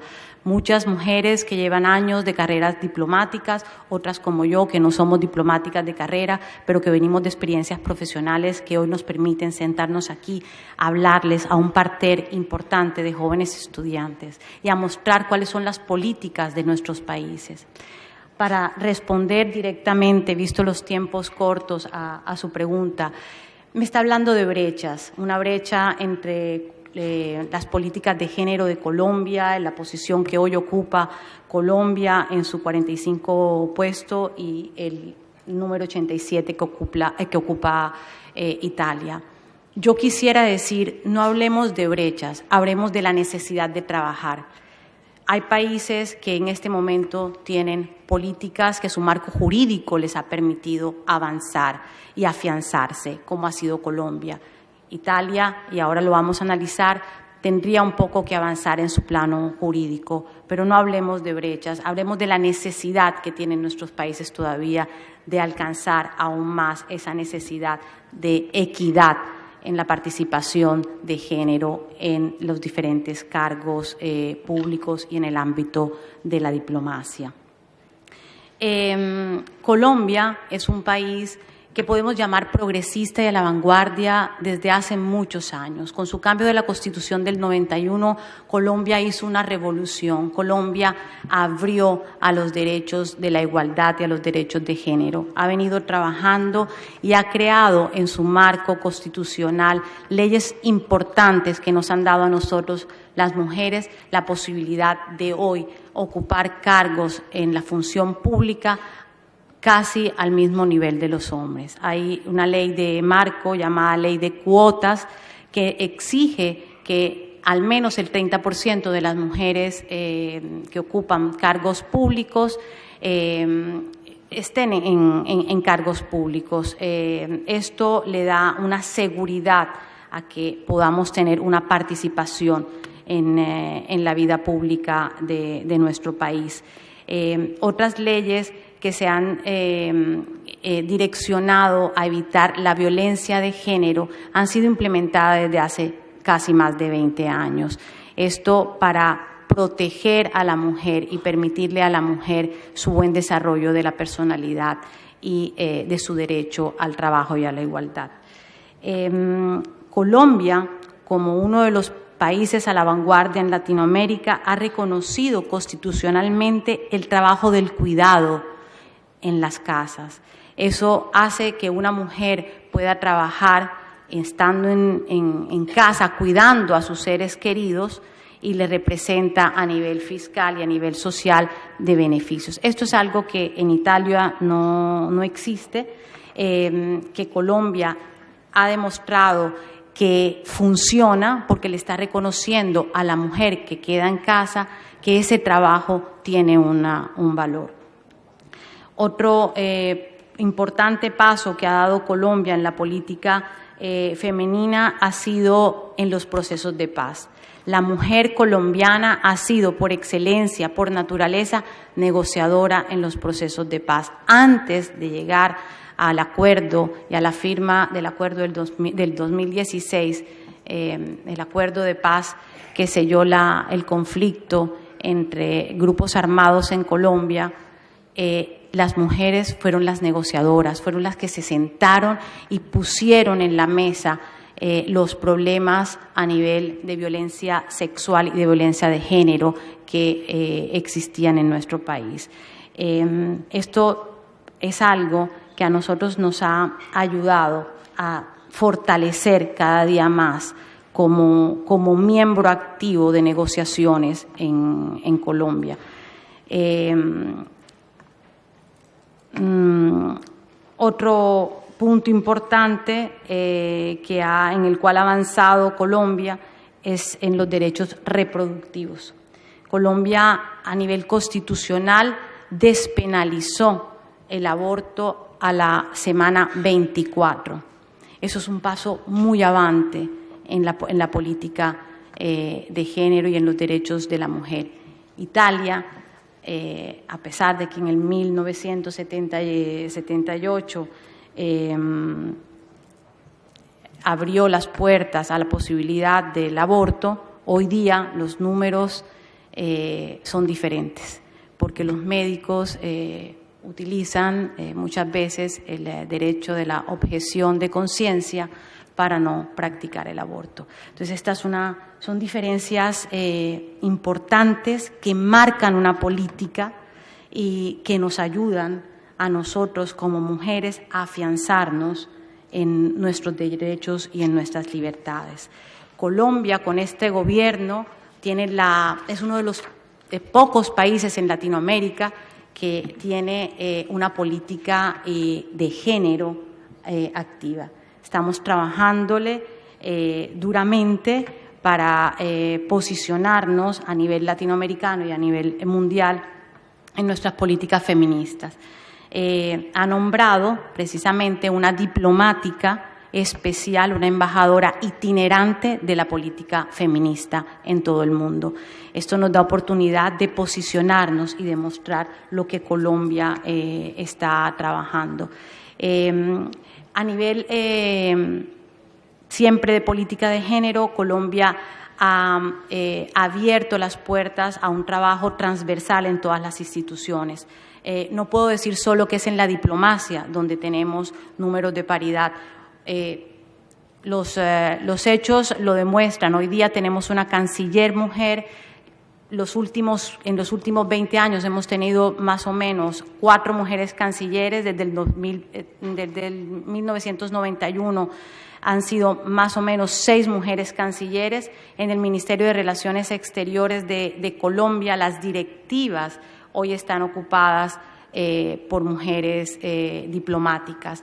Pero a nivel también de los otros ministerios tenemos muchas mujeres que están ocupando los altos cargos. Hay mucho que trabajar.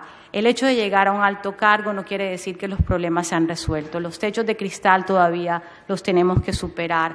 Pero el cuadro jurídico que presenta Colombia, con la vanguardia de leyes que su Constitución nos ha ayudado a afianzar, permite que sigamos avanzando en la política de género y en la igualdad de género. Gracias.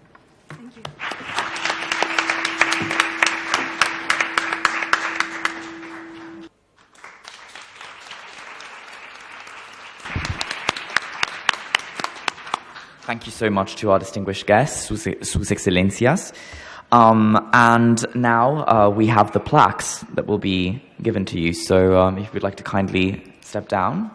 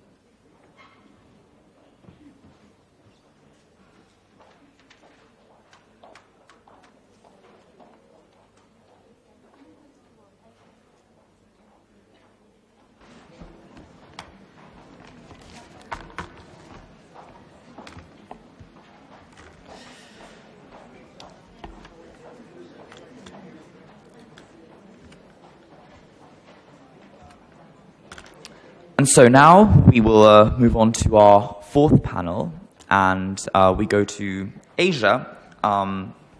Asia between tradition and diplomatic innovation. The moderator is Dr. Michela Ferri, who is the Public Relations Coordinator of the Wellcome Association Italy. And as a representative of Asia, we have Her Excellency Vani Rao, Ambassador of India. Please like to join me.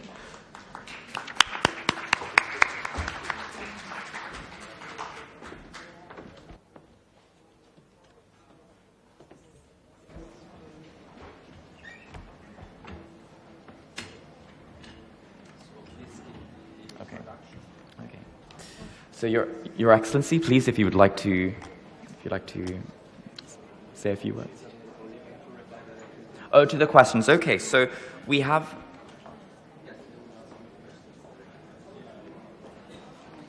Brilliant. So we have a question from the International Networking Association. If you would like to join us. Thank you.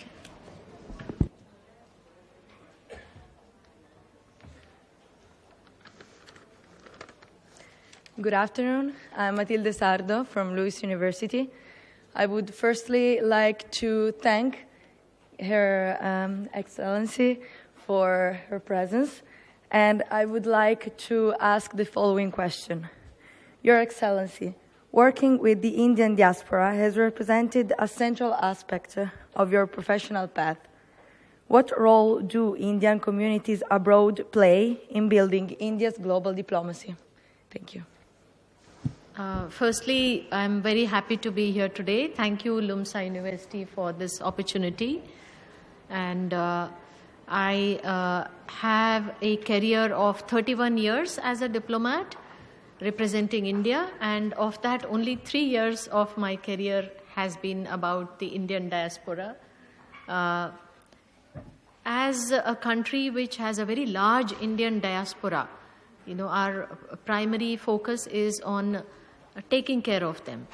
Many of them are already citizens of the countries in which they are living, and some of them are still Indian citizens. And our diaspora is very diverse. They are students, they are professionals, they are blue-collar workers, they are researchers and academia. So they are actually making a positive contribution to the countries in which they are living. They are also promoting Indian culture, such as yoga, Indian music, dance, and other traditional systems of medicine. And they are increasing awareness about India abroad. How we also work with them, sometimes there are extraordinary situations like COVID, or there are natural disasters, and here we are sometimes relying on the Indian diaspora to reach out to people who are in distress. So they are very effective bridges between the embassy and the country in which we live.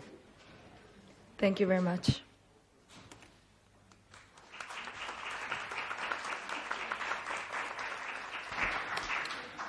Well, thank you very much, Your Excellency. And unless you have something else you would like to say, I think we can award you the plaque and take a picture. So thank you very much.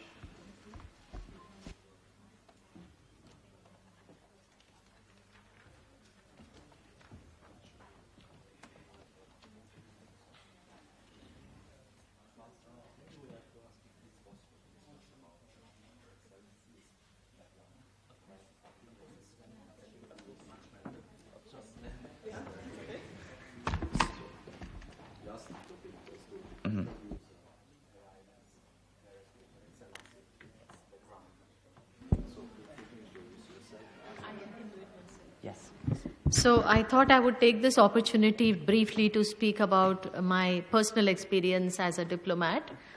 So I am from South India, and I was not very clear what career I would pursue as after my graduation. And I was not a very bright student in terms of the sciences. I did not do well in physics, chemistry, math. So I quickly moved to the humanities, social sciences, which is political science, public administration, and economics, and I did really well. And after that, I enrolled in masters in political science. And at that time in India, there were very few career options that were open to students in humanities. These were either teaching or research. So I was inspired by my father. He motivated me to write the competitive exam for the civil services, which I did. And I worked for 3 years to clear that exam. It was quite tough. 160,000 people wrote the exam the year I got through. So I became a diplomat. I'm the very first civil servant in my family on both my father's side and my mother's side. So it was quite something. And I had a very interesting career. I worked in Mexico, my first posting, Sweden, Israel. I was the deputy ambassador. Then I was ambassador in Finland, and now I came here. And in Delhi, I worked on a lot of different desks dealing with relations with US for about 7 years, and West Europe, and of course the diaspora. How is the diplomatic life? You know, it is really a privilege to represent a country like India as a diplomat. 30 years ago, the situation was different. People had a different opinion about India. But now we are a country which is a growing economy, a democracy. We have a strong voice in global platforms. So it is truly my honor to represent a country here in Italy. How are the personal and professional challenges as a woman diplomat? In my country, in my diplomatic service, the women do not have any special privileges or flexibility in terms of the timings or schedules. So we work the normal hours, which are 9 to 5:30, but it is never 9 to 5:30. It is usually 9 to 7 or 8, something like that. And usually I found that, including myself, we made more of an effort at work than the male colleagues. Why? Because we are constantly trying to prove that we are as good as them or maybe better than them. The second issue I faced as a woman diplomat was when I was giving my 100% at work, I was often feeling guilty that I was neglecting my home, family and child. My daughter is sitting here. And when I was at home, I was feeling that I was not focusing on my work. So it was a constant dilemma of, am I doing enough at work? Am I doing enough at home? And I ended up sacrificing many of my personal hobbies and likes and, sometimes even friends, because I could only manage that much in life, work and home. So these were two issues. Personally, moving from country to country is challenging. Every 3 years, going to a different country. Settling down, you have to know the laws, the people, you have to figure out where to get your food buy your groceries in the new country. Driving, the culture, everything is different. And of course, the biggest impact is on your family, because when you are abroad, for example, I'm here, I'm not so much in regular contact with my family back home or friends. I can't be there for all happy occasions or sad occasions. When somebody dies, I'm not there, or somebody is getting married, I can't be there because I'm here.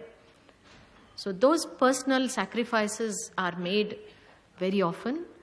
Now life is, of course, a bit easier because you have mobile phones, you can do video calls and, FaceTime and everything, but it was quite challenging back then.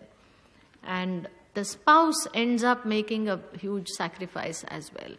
My husband was somebody who's in the private sector, so he often had to make adjustments to his job, move with me from place to place. And my daughter, who's sitting here, she would often complain that, Mama, why do we have to move? For example, I was in Israel. She liked it very much. When it was time for me to move, she said, I don't want to move. I have a lot of friends here. Can we not stay here? But we have to move. So we have to move, go back to Delhi, start a new school, friends and everything. So these are, challenges that everyone faces, more so women. In the diplomatic service, the women have come a very long way. There was a time many years ago when women diplomats were asked to sign a paper saying, I will not get married if I join this job. And they were also getting less pay compared to men. But this was challenged in court. Some women went to court and they won the case. So after that, women diplomats could get married. And also they got equal pay and they were able to get promotions and other benefits similar to men. But many glass barriers have been broken. We have had women ambassadors to the United States, to China, and so many other assignments. But it is a constant struggle, a constant journey. I see that young women diplomats are asking for more benefits at work and more facilities, more privileges. They fully deserve it because everywhere that I have worked, I've found that the women were very, very hardworking, very committed, very intelligent, and they do multitasking much better than women, much better than men. I think we are geared for that. We do that better and more effectively. So thank you. It's a privilege to address you all. For those who are looking to become diplomats, one piece of advice, or many pieces of advice, whichever way you look at it. It's a fantastic opportunity. It's truly an honor to fly your country's flag in a foreign country, to represent your country, to speak on behalf of your country. I would advise you to read a lot, history, politics, global developments, foreign policy, not just on the mobile phone. No, read newspapers, read books, watch debates on TV. Learn to think for yourself, Critical thinking, analysis, understanding issues is very critical. And the mobiles are not going to give you that knowledge and understanding. Secondly, if you become a diplomat, choose a specialization. If you know many foreign languages, you have a very good chance to become a good diplomat. You can become an expert, for example, on Africa or Middle East or Asia, Indo-Pacific. Third, you can also choose a subject to become an expert. For example, nuclear weapons or terrorism, climate change, global trade. These are very good issues in which you can specialize. So chase your dreams, give your 100% and enjoy what you're doing. Thank you very much and thank you for the opportunity. Thank you. Just 1 second, I will bring you.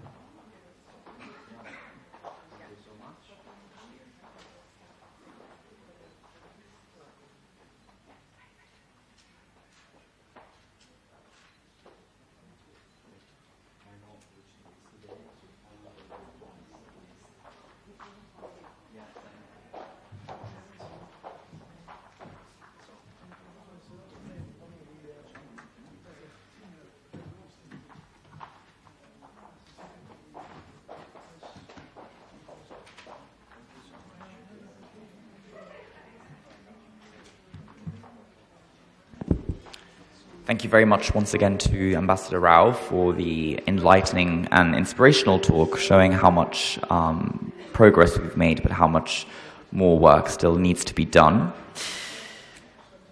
On to our fifth panel now, our penultimate for today. And we move to our present continent, female leadership in Europe experiences and perspectives. So I'd like to welcome on here the moderator, Dr. Chiara Cavalieri, who is the Vice President of the Study Center of the Union of Honorary Consuls in Italy, Her Excellency Anne Eastwood, Ambassador of the Principality of Monaco, and Her Excellency Nita Shala, Ambassador of Kosovo.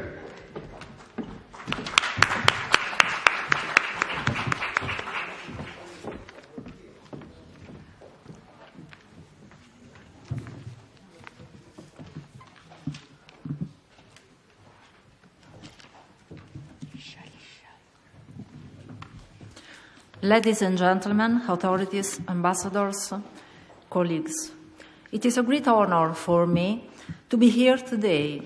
I would like to begin thanking the organizers, the Welcome Association Italy and LUMSA University of Rome for this important initiative and for entrusting me with the moderation of the panel dedicated to the European diplomacy.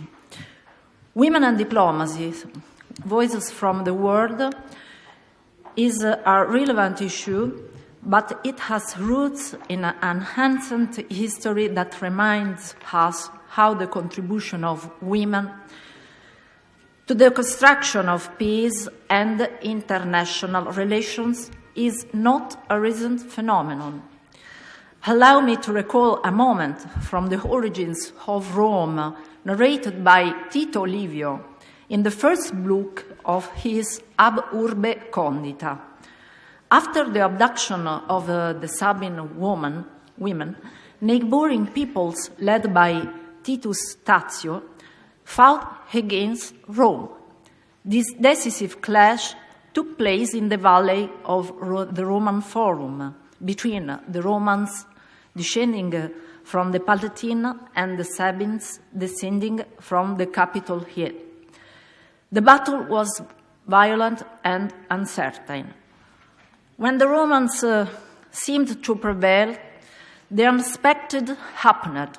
The Sabine women, many pregnant or with children born from their marriages with the Romans, led by Hersilia, the wife of Romulus, bravely threw themselves between the two armies. They begged the fathers and husbands to stop the massacre. Their courage stopped the battle. The two peoples merged into one. Rome was born. The episode shows us that diplomacy is not only about treaties and weapons, but also about courage, listening, and mediation. In the centuries that followed, women continued to exert influence through informal yet powerful channels.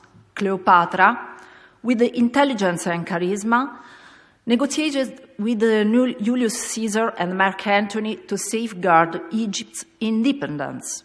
Eleanor of Aquitaine, by marrying Louis VII of France and then Henry II of England, reshaped European geopolitics.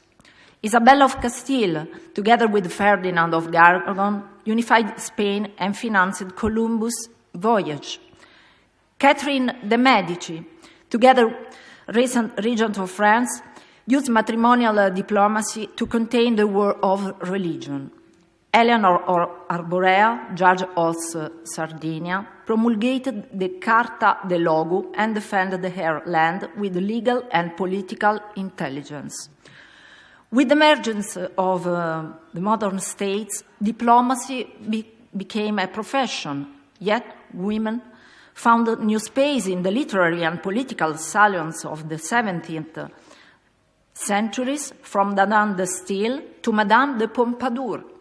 These salons were places of mediation and influence, crossroads of ideas and decisions that would shape revolutions and restorations.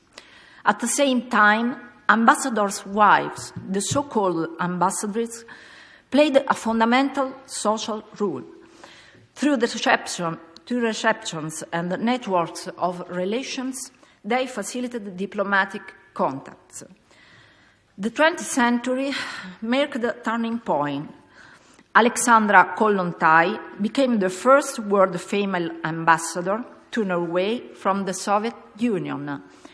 Agda Rosel, in 1958, was the first woman permanent representative to the UN, advocating against the death penalty and female genital mutilation. Francesca Pometta became in 1977 the first Swedish ambassador after the diplomatic career opened to women only in 1955. But difficulties abounded. Until the 1970s, in many countries, there was the so-called marriage bar, which forced female diplomats to resign if they married. In the USA, this rule was abolished only in 1972, in Ireland in 1973. In Italy, the diplomatic career was closed to women until 1916, when the Constitutional Court declared this exclusion unlawful. Only in 1977, the first women entered the diplomatic service.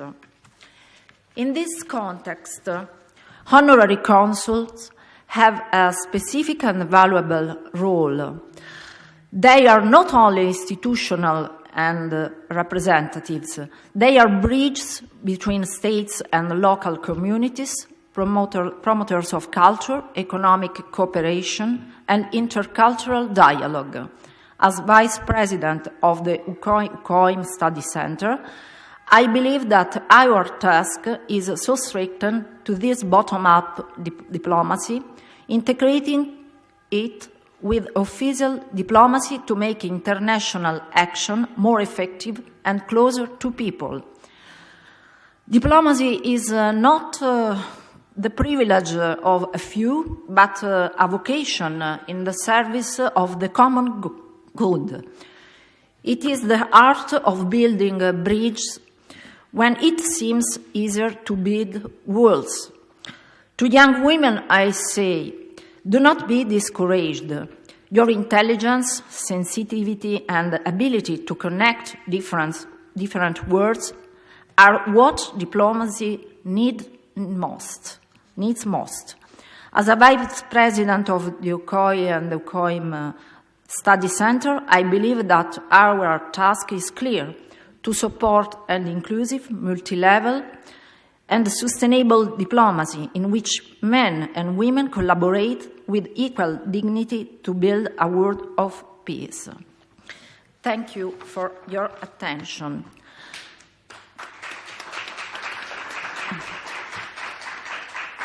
Now I'm very glad to introduce Ambassador of the Principality of Monaco, Anne Eastwood, and the Ambassador of Kosovo, Nita Shala.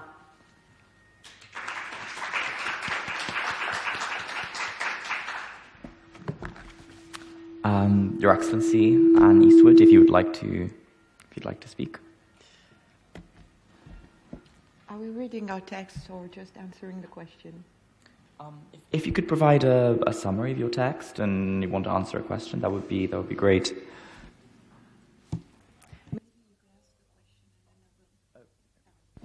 Well, so as for the question, we have from Luis. We should have the person here.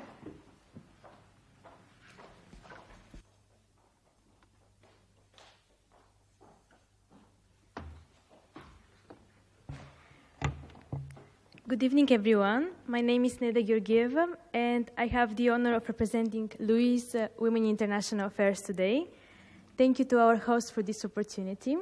Your Excellency, before becoming an ambassador, you were Monaco's first ombudsman, tasked with defending rights and freedoms and mediating between citizens and institutions. Creating such an institution from the ground up required listening, building trust, and balancing justice with pragmatism. Now, as a diplomat, you navigate similar demands on an international stage. Looking back, how did that pioneering experience ombudsman shape your style of diplomacy today? And do you feel it gave you a different sensitivity to voices that are often overlooked in global negotiations? Thank you. Thank you very much for your question. Yes, I thought it was better asked first because this will allow me to bounce on the content of the intervention I wanted to make, because I think it's quite a funny thing and an interesting thing that we should be, both of us today, representing the European continent and female leadership in Europe, both small states, Monaco, not part of the European Union, Kosovo, wanting to become part of the European Union, but not yet part of it. And probably what we are about to tell you are very specific and original experiences compared to what other ambassadors from bigger European countries could have told you.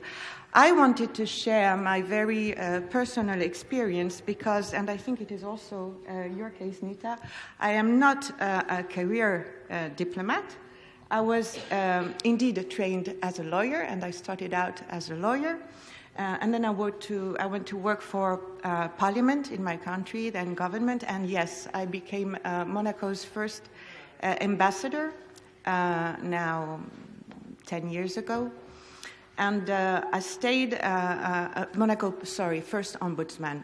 I stayed Monaco's first ombudsman for 8 years, and then was appointed in this first diplomatic role here in Italy. And I belong to the 34% of women that hold this role in Italy. I think it was my Serbian colleague who was asking how many are we. I think we must be below 50. But let us note that Italy is the G7 country which hosts the more female ambassadors on its soil. So we are a minority, but we are also lucky to be in a country where we are a majority compared to other countries. And so, yes, my own journey is a very particular journey. In microstates, without a structured diplomatic corps, women, I think, have greater chances, and we see it, to rise to top positions, provided there is a political will. And in Monaco, there is a political will, and we are a striking example, because today, over 62% of our ambassadors are women ambassadors, in a foreign ministry that is mostly made of women, and which is led since 2022 by a woman. So I think this is a unique situation worldwide, and it shows that once the traditional barriers against women are lifted, these barriers that so often hold them back in big administrations and by invisible mechanisms, women find in diplomacy a natural space where their talent can shine.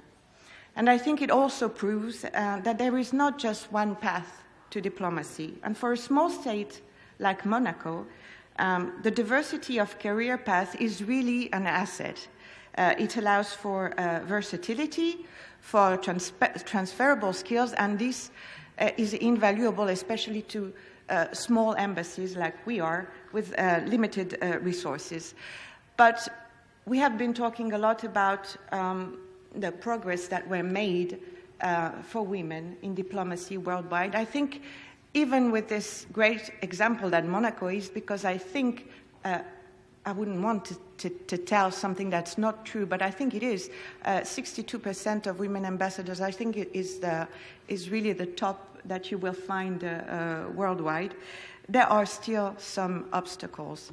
Well, the first of them, I think, from my standpoint, is that when you are a woman ambassador, you are in a minority.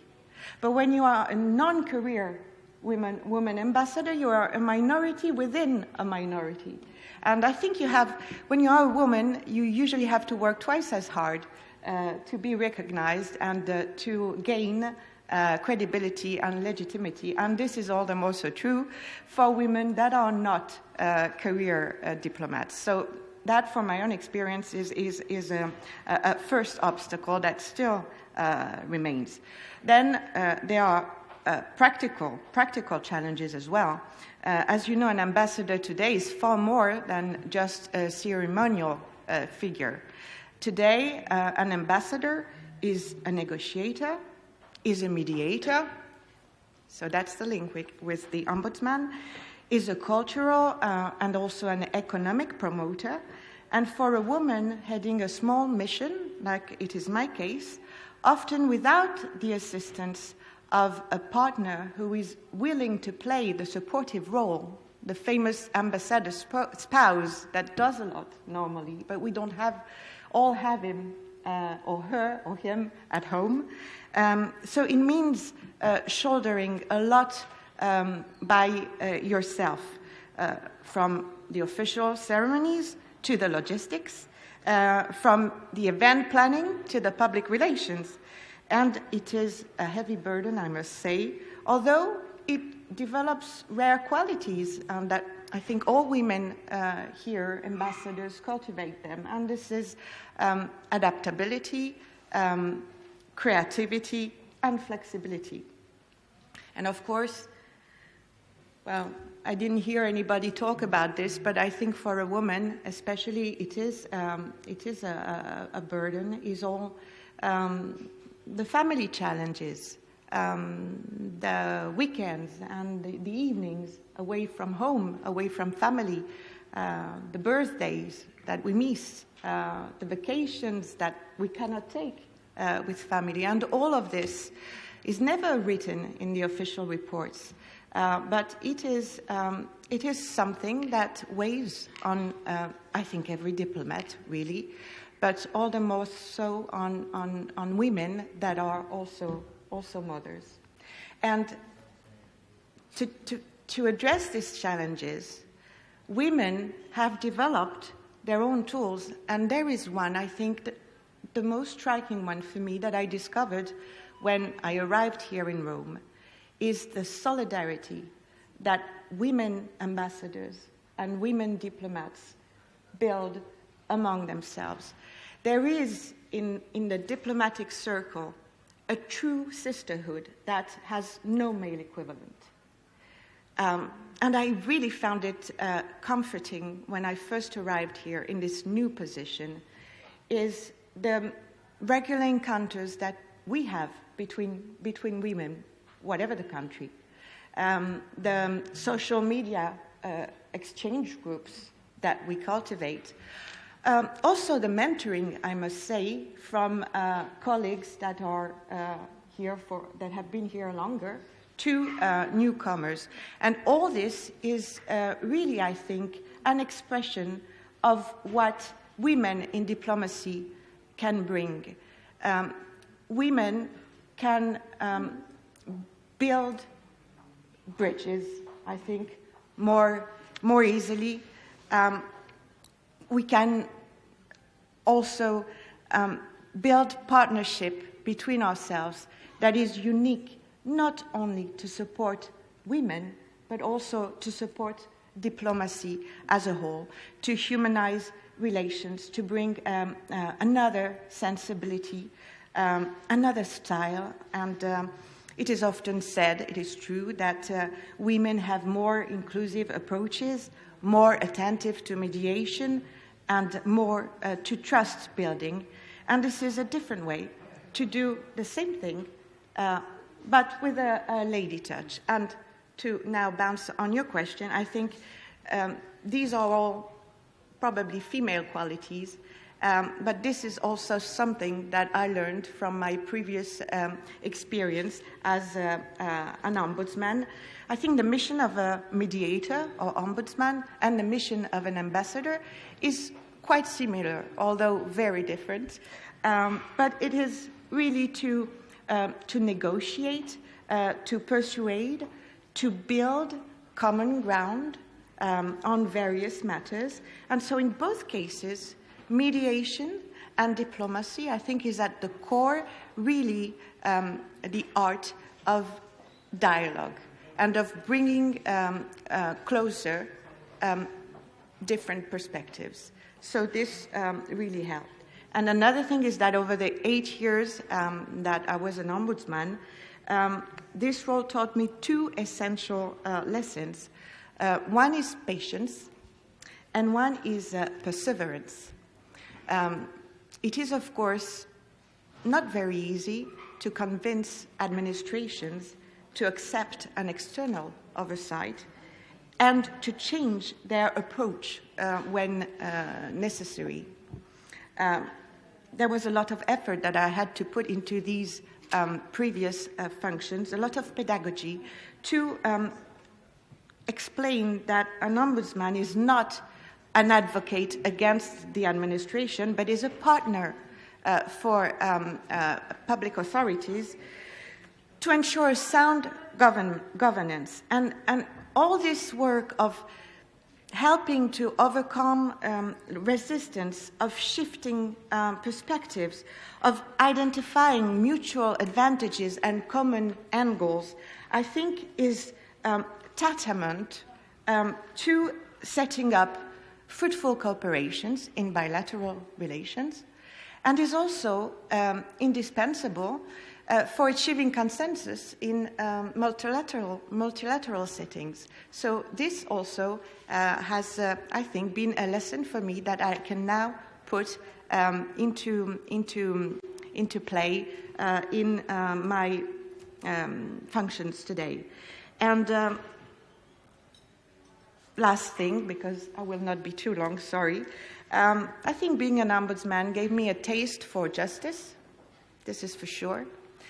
And it also gave me a taste for a certain freedom of tone and action that I think I continue to cultivate in these functions, although very, very different, both towards the authorities we have to work with every day, with colleagues from other countries, and maybe first and foremost with my own authorities.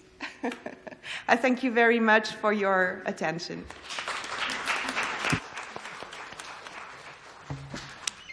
Thank you, Your Excellency. And now we have a brief comment from the Ambassador of Kosovo, Her Excellency Nita Shala, please. We can continue with the question. Oh, you would like to continue with the question? Of course. So the question is from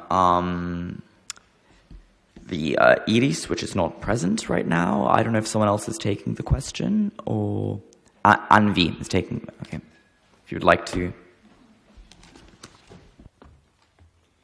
Good evening, everyone. On my behalf of Vietnamese sociologists, I have a question for our Ambassador Nita. With an academic and international background spanning Geneva, of Fox Hours, you bring a unique expertise to diplomacy. How can this new generation of diplomats, and women in particular, contribute to the strengthening Kosovo's rules in international communities? Okay, thank you so much. Good evening, everyone. I would like to begin by firstly thanking the organizers for this meeting, and also the colleague ambassadors that I see who still had the persistence and the interest to actually stay until now and listen to these discussions, and the other participants here present. My name is Nita Shala, and I'm the ambassador of the Republic of Kosovo.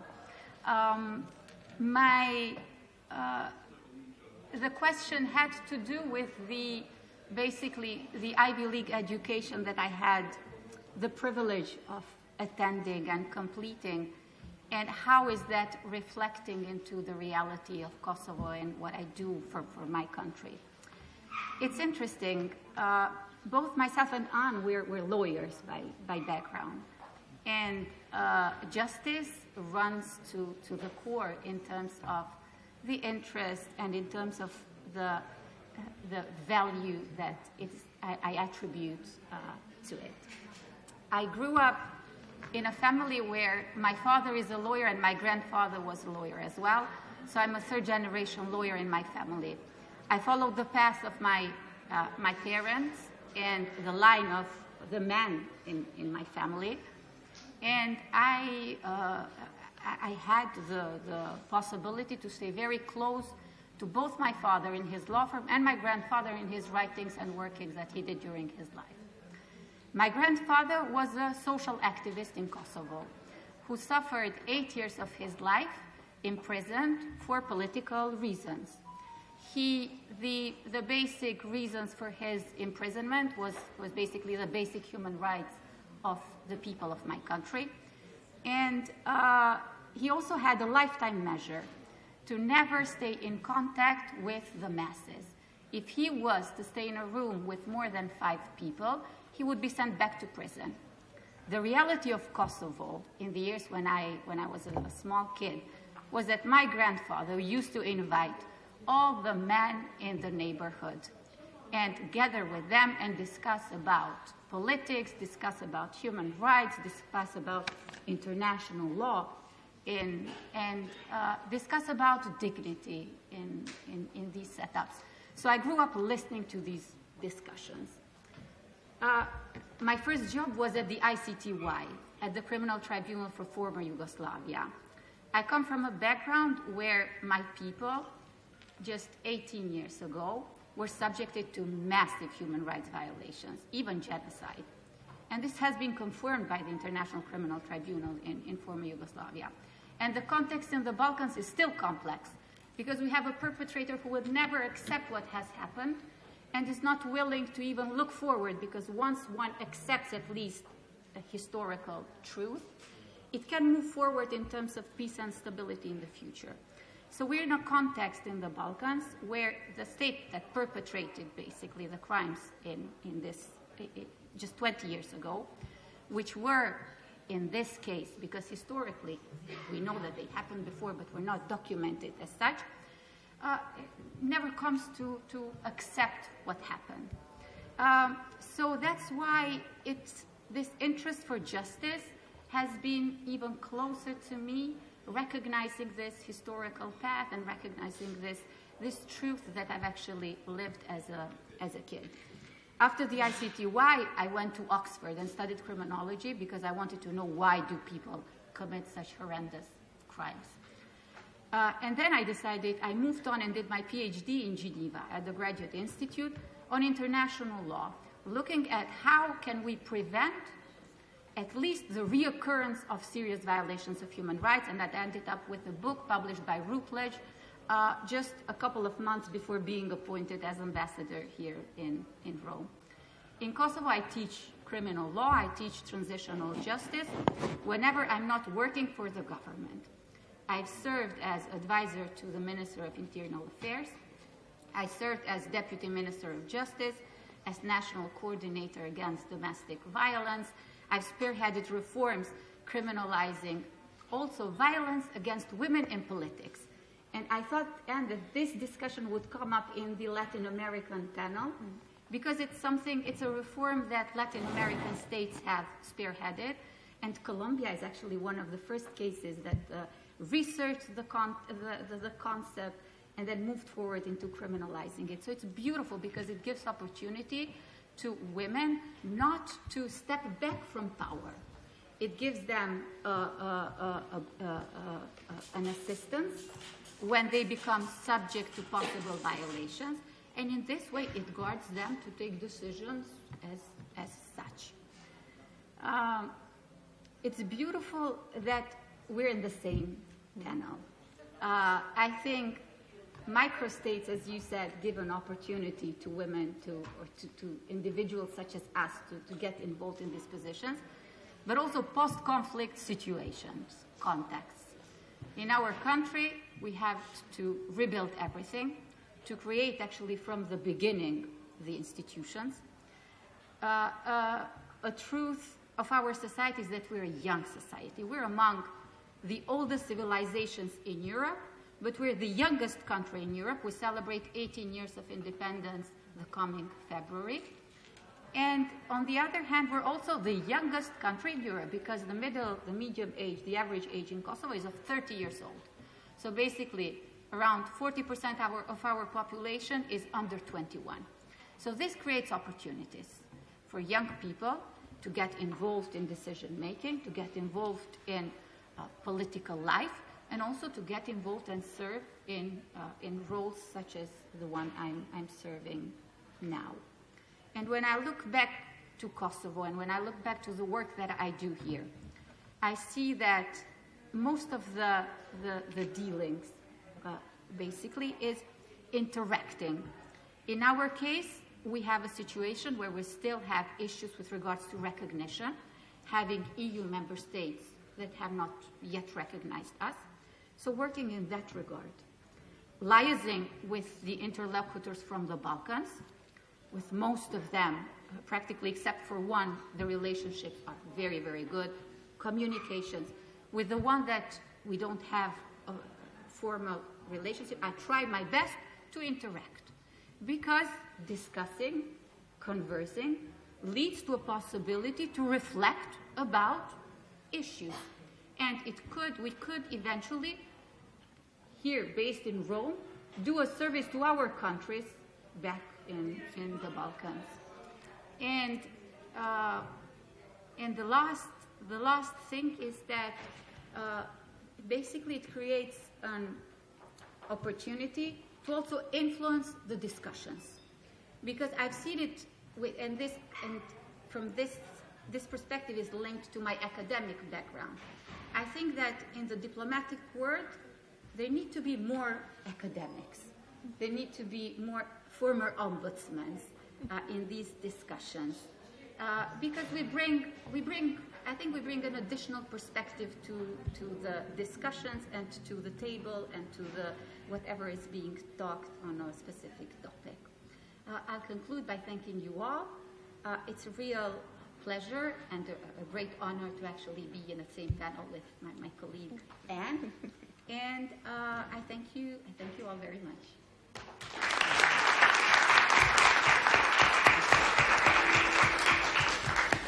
Well, it is a great honor to have you both. Your commitment to fighting and standing for human rights throughout your careers is truly exemplary, so thank you so much for being here and enlightening us with your testimonies. On that note, we will deliver you the plaques, so I think we have them here. If we can just go down from the stage.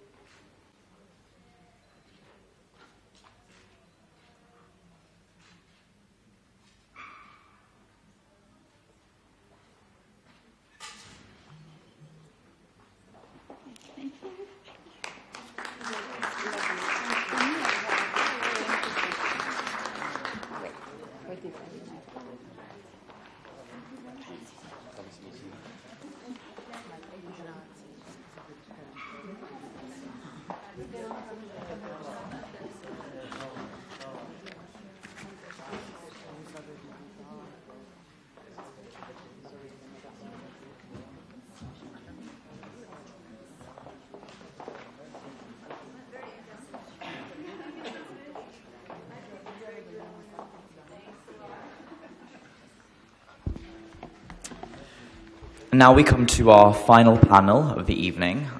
Thank you all for staying so long. Our sixth panel is Arab Diplomacy and the Mediterranean, a bridge between cultures. The moderator of the panel will be Dr. Talal Krais, the founder of Asadaka. And the ambassador is the ambassador of Yemen, Her Excellency Asmahan Abdul Mahid Al Toki.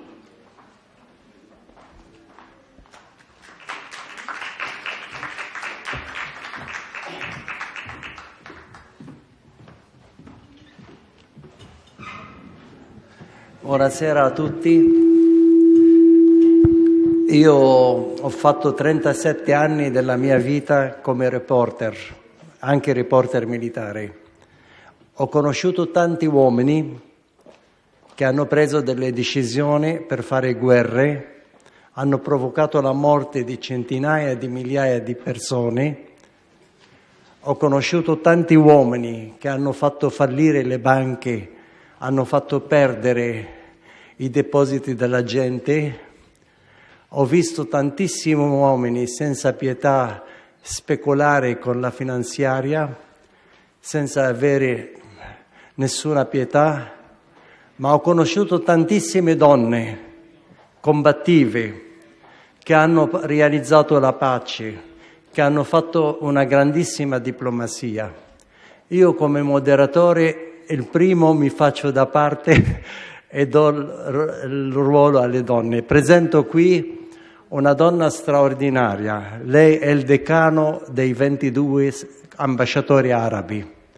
È una donna combattiva, una donna lotta per la pace, è l'ambasciatrice dello Yemen, di uno dei più importanti paesi che hanno civiltà millenaria.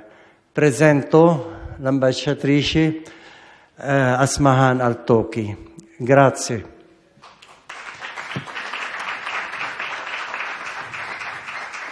La domanda.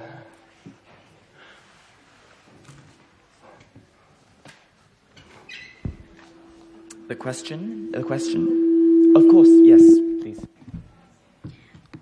Well, good afternoon, everyone. Thank you, Talal, for the introduction. I really wanted to thank as well the Welcome Association Italy for organizing this event, and the university and all the collaborators.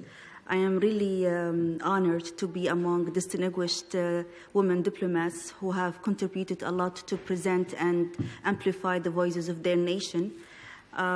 This is a very great opportunity to exchange views and to learn and inspire each other. I really would like to speak about the challenges that a Yemeni diplomat is facing once a woman would like to join the service of being a diplomat.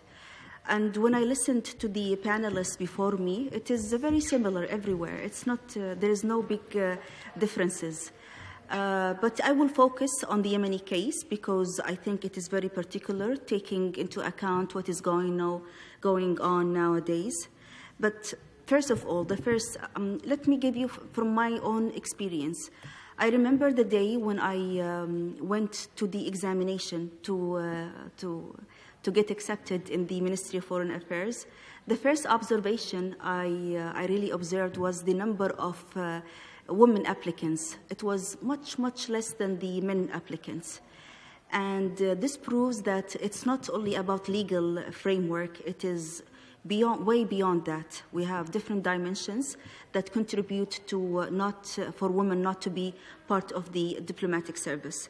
In my opinion, the first obstacle or challenge, let's say, is the low societal awareness of what is a diplomat? What does a diplomat do? So in Yemen, we have so many female doctors, we have so many female teachers. It is widely spread and it is highly respected among families and society members. But when it comes, and that is why, it explains why there are so many women getting enrolled in universities of medicine and education. But it is also understandable why they are not enrolled in colleges of, political science or international law, because as I said, there is no this awareness. What does a diplomat do? So this lack of awareness is a challenging thing. The other one is the nature of diplomatic service, and the previous panelists have addressed this challenge. The nature that the diplomat has to leave the country and stay away abroad for several years, it's not an easy thing. And it is a very challenging thing for oneself, but also for one's family. And for a Yemeni diplomat, it is even harder because the diplomat and her family has to confront a whole society, a patriarchal attitude. So, but I have also to be really just and honest and say that our Ministry of Foreign Affairs took actions and to facilitate the participation of Yemeni women into the diplomat service. So, for example, if a woman is married to a colleague diplomat, both of them can be posted in one mission or in the same country, having the same privileges. I know that in some other countries it's not allowed. If her husband is not a diplomat, but he's still a governmental employee, he has the opportunity and the right to take a leave, and his salary will continue to, he will be receiving his salary for all the time he will be joining his diplomat spouse. This is, something that, facility incentives that gives the family and the woman an opportunity to continue on her posting. Because I know for sure from my colleagues at the Ministry of Foreign Affairs, when they were posted, either there was challenges that, their spouse couldn't, move with them because it was hard to, so they have to, drop off their post, which is really a pity and very sad, thing to see. Or either they have to continue, and this makes, it's not good for the family and for the children. But with such incentives, it really played a very, very, very good role, a good step towards encouraging women's participation in diplomacy. And then, in my society, the fact that there is a selective religious interpretations that put further pressures, further obstacles towards the work of women and even travel. While at the same time, there are another religious interpretation that supports women to work and to travel and to do whatever she inspires and want to be. So those selective religious interpretations are really, really a big challenge. They are less now than before, but they still exist. And another thing is I think Your Excellency mentioned it, is the high expectation. Once you get in the Ministry of Foreign Affairs, always there is this, feeling of high expectations towards women. So you're always under the pressure to prove yourself. You should be worthy of this place, because this is the place of a male diplomat. You took it. So it's always puts constant pressure on the woman to prove herself, which is not an easy thing. But I have to also to be really, again, just and honest. There are supportive men, whether the family members, spouse, father, siblings, or as an official, as a lawmaker, who are really, really very supportive. And I do believe that we should never forget to greet those people who are supportive. In my case, my father was my role model in this case. He was a diplomat, he now a retired diplomat, and he was a number one supportive of me in joining the Ministry of Foreign Affairs. I remember when he came and told me, Asmahan, you are going to, after 1 week there is examination, and you have to get yourself ready. I said, I'm a graduate of English literature. So, but my MA is in political science.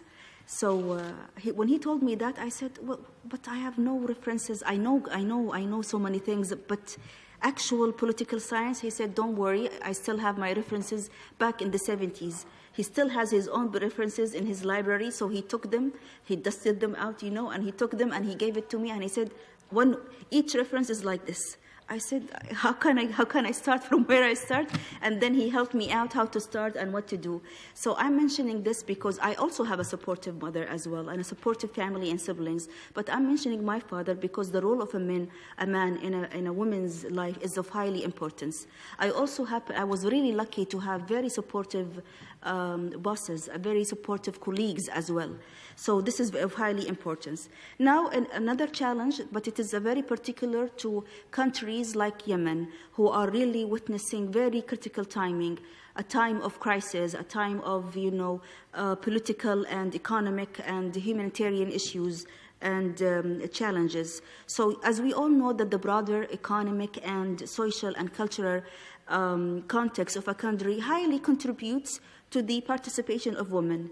In Yemen, conditions have deteriorated significantly and challenges have multiplied since the crisis after the coup in 2014. So you can imagine how things are now. But again, I do believe that there is a way out and there is always hope. I always stress that the importance of political will, a consistent political will that provide the way to further a broader participation of women within the diplomatic service.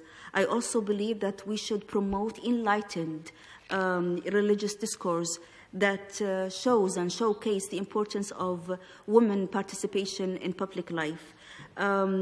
Supportive media and cultural discourse as well to reinforce the importance of women's societal participation.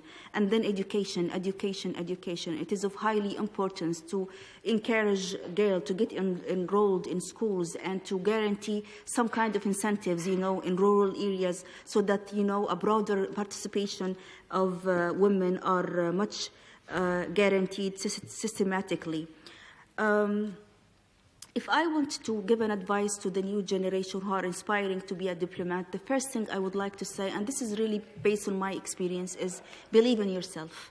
Self-confidence is a key to any field, to success to any field. Even if there are so many doubts around you who tells you that you might not be performing very well or you're not okay here or you're not good there, it's okay. The most important thing is your inner self. Never let those, doubt, get through to yourself. Self-confidence is number one. And then you have to put further investment on education in acquiring further skills. It is of highly importance. Always believe that with persistence, with hard working, with reading, with ethics, with discipline, they are all allies to success. I also would like to say that you are not alone.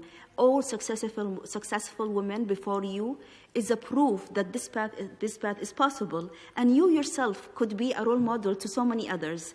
So this is of highly importance, so everybody can join the public service. Again, I would like to say that me as an ambassador to Italy and as a permanent representative of my country to the United Nations based in Rome here, I was deeply honored and impressed by so many women diplomats and leaders when they speak, when they, raise their voice. And I used to, watch them with high respect, admiration, and I witnessed firsthand their empathy and towards promoting human rights in humanitarian issues and their desire for a positive change. This is of highly importance. Always, absorb such, this is your self-learning. This is your circle of, supportive women, even if you don't know them. Sometimes a leader comes from far away and only, a very good attitude, a very strong and positive attitude gives you this challenge and gives you this, energy to continue and go on. This is the most important things I would like to say. If there's anything, I am more than ready to answer any question. Thank you. Solo posso dire una parola? Molto veloce. Veramente abbiamo provato le uomini abbastanza. Diamo lo spazio di un governo fatto di donne. Grazie.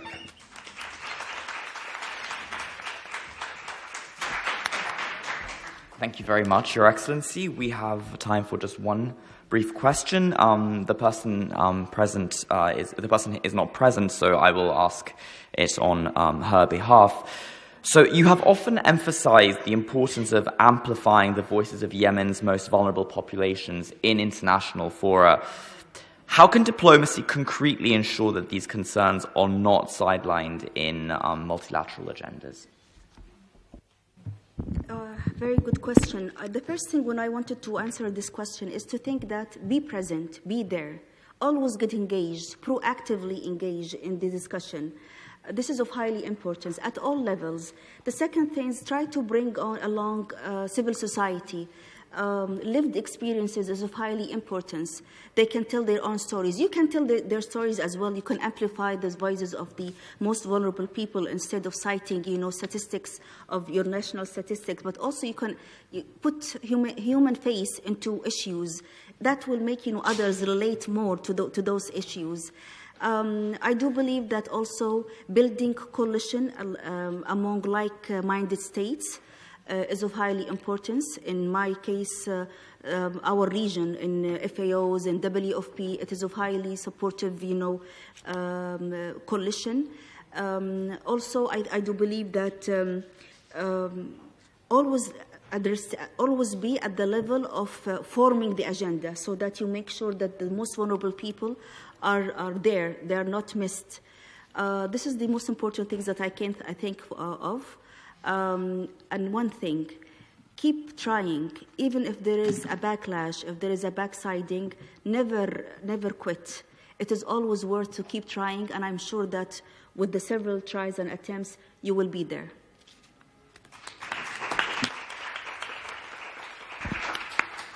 Thank you so much, Your Excellency, and thank you so much to all the speakers and people here present.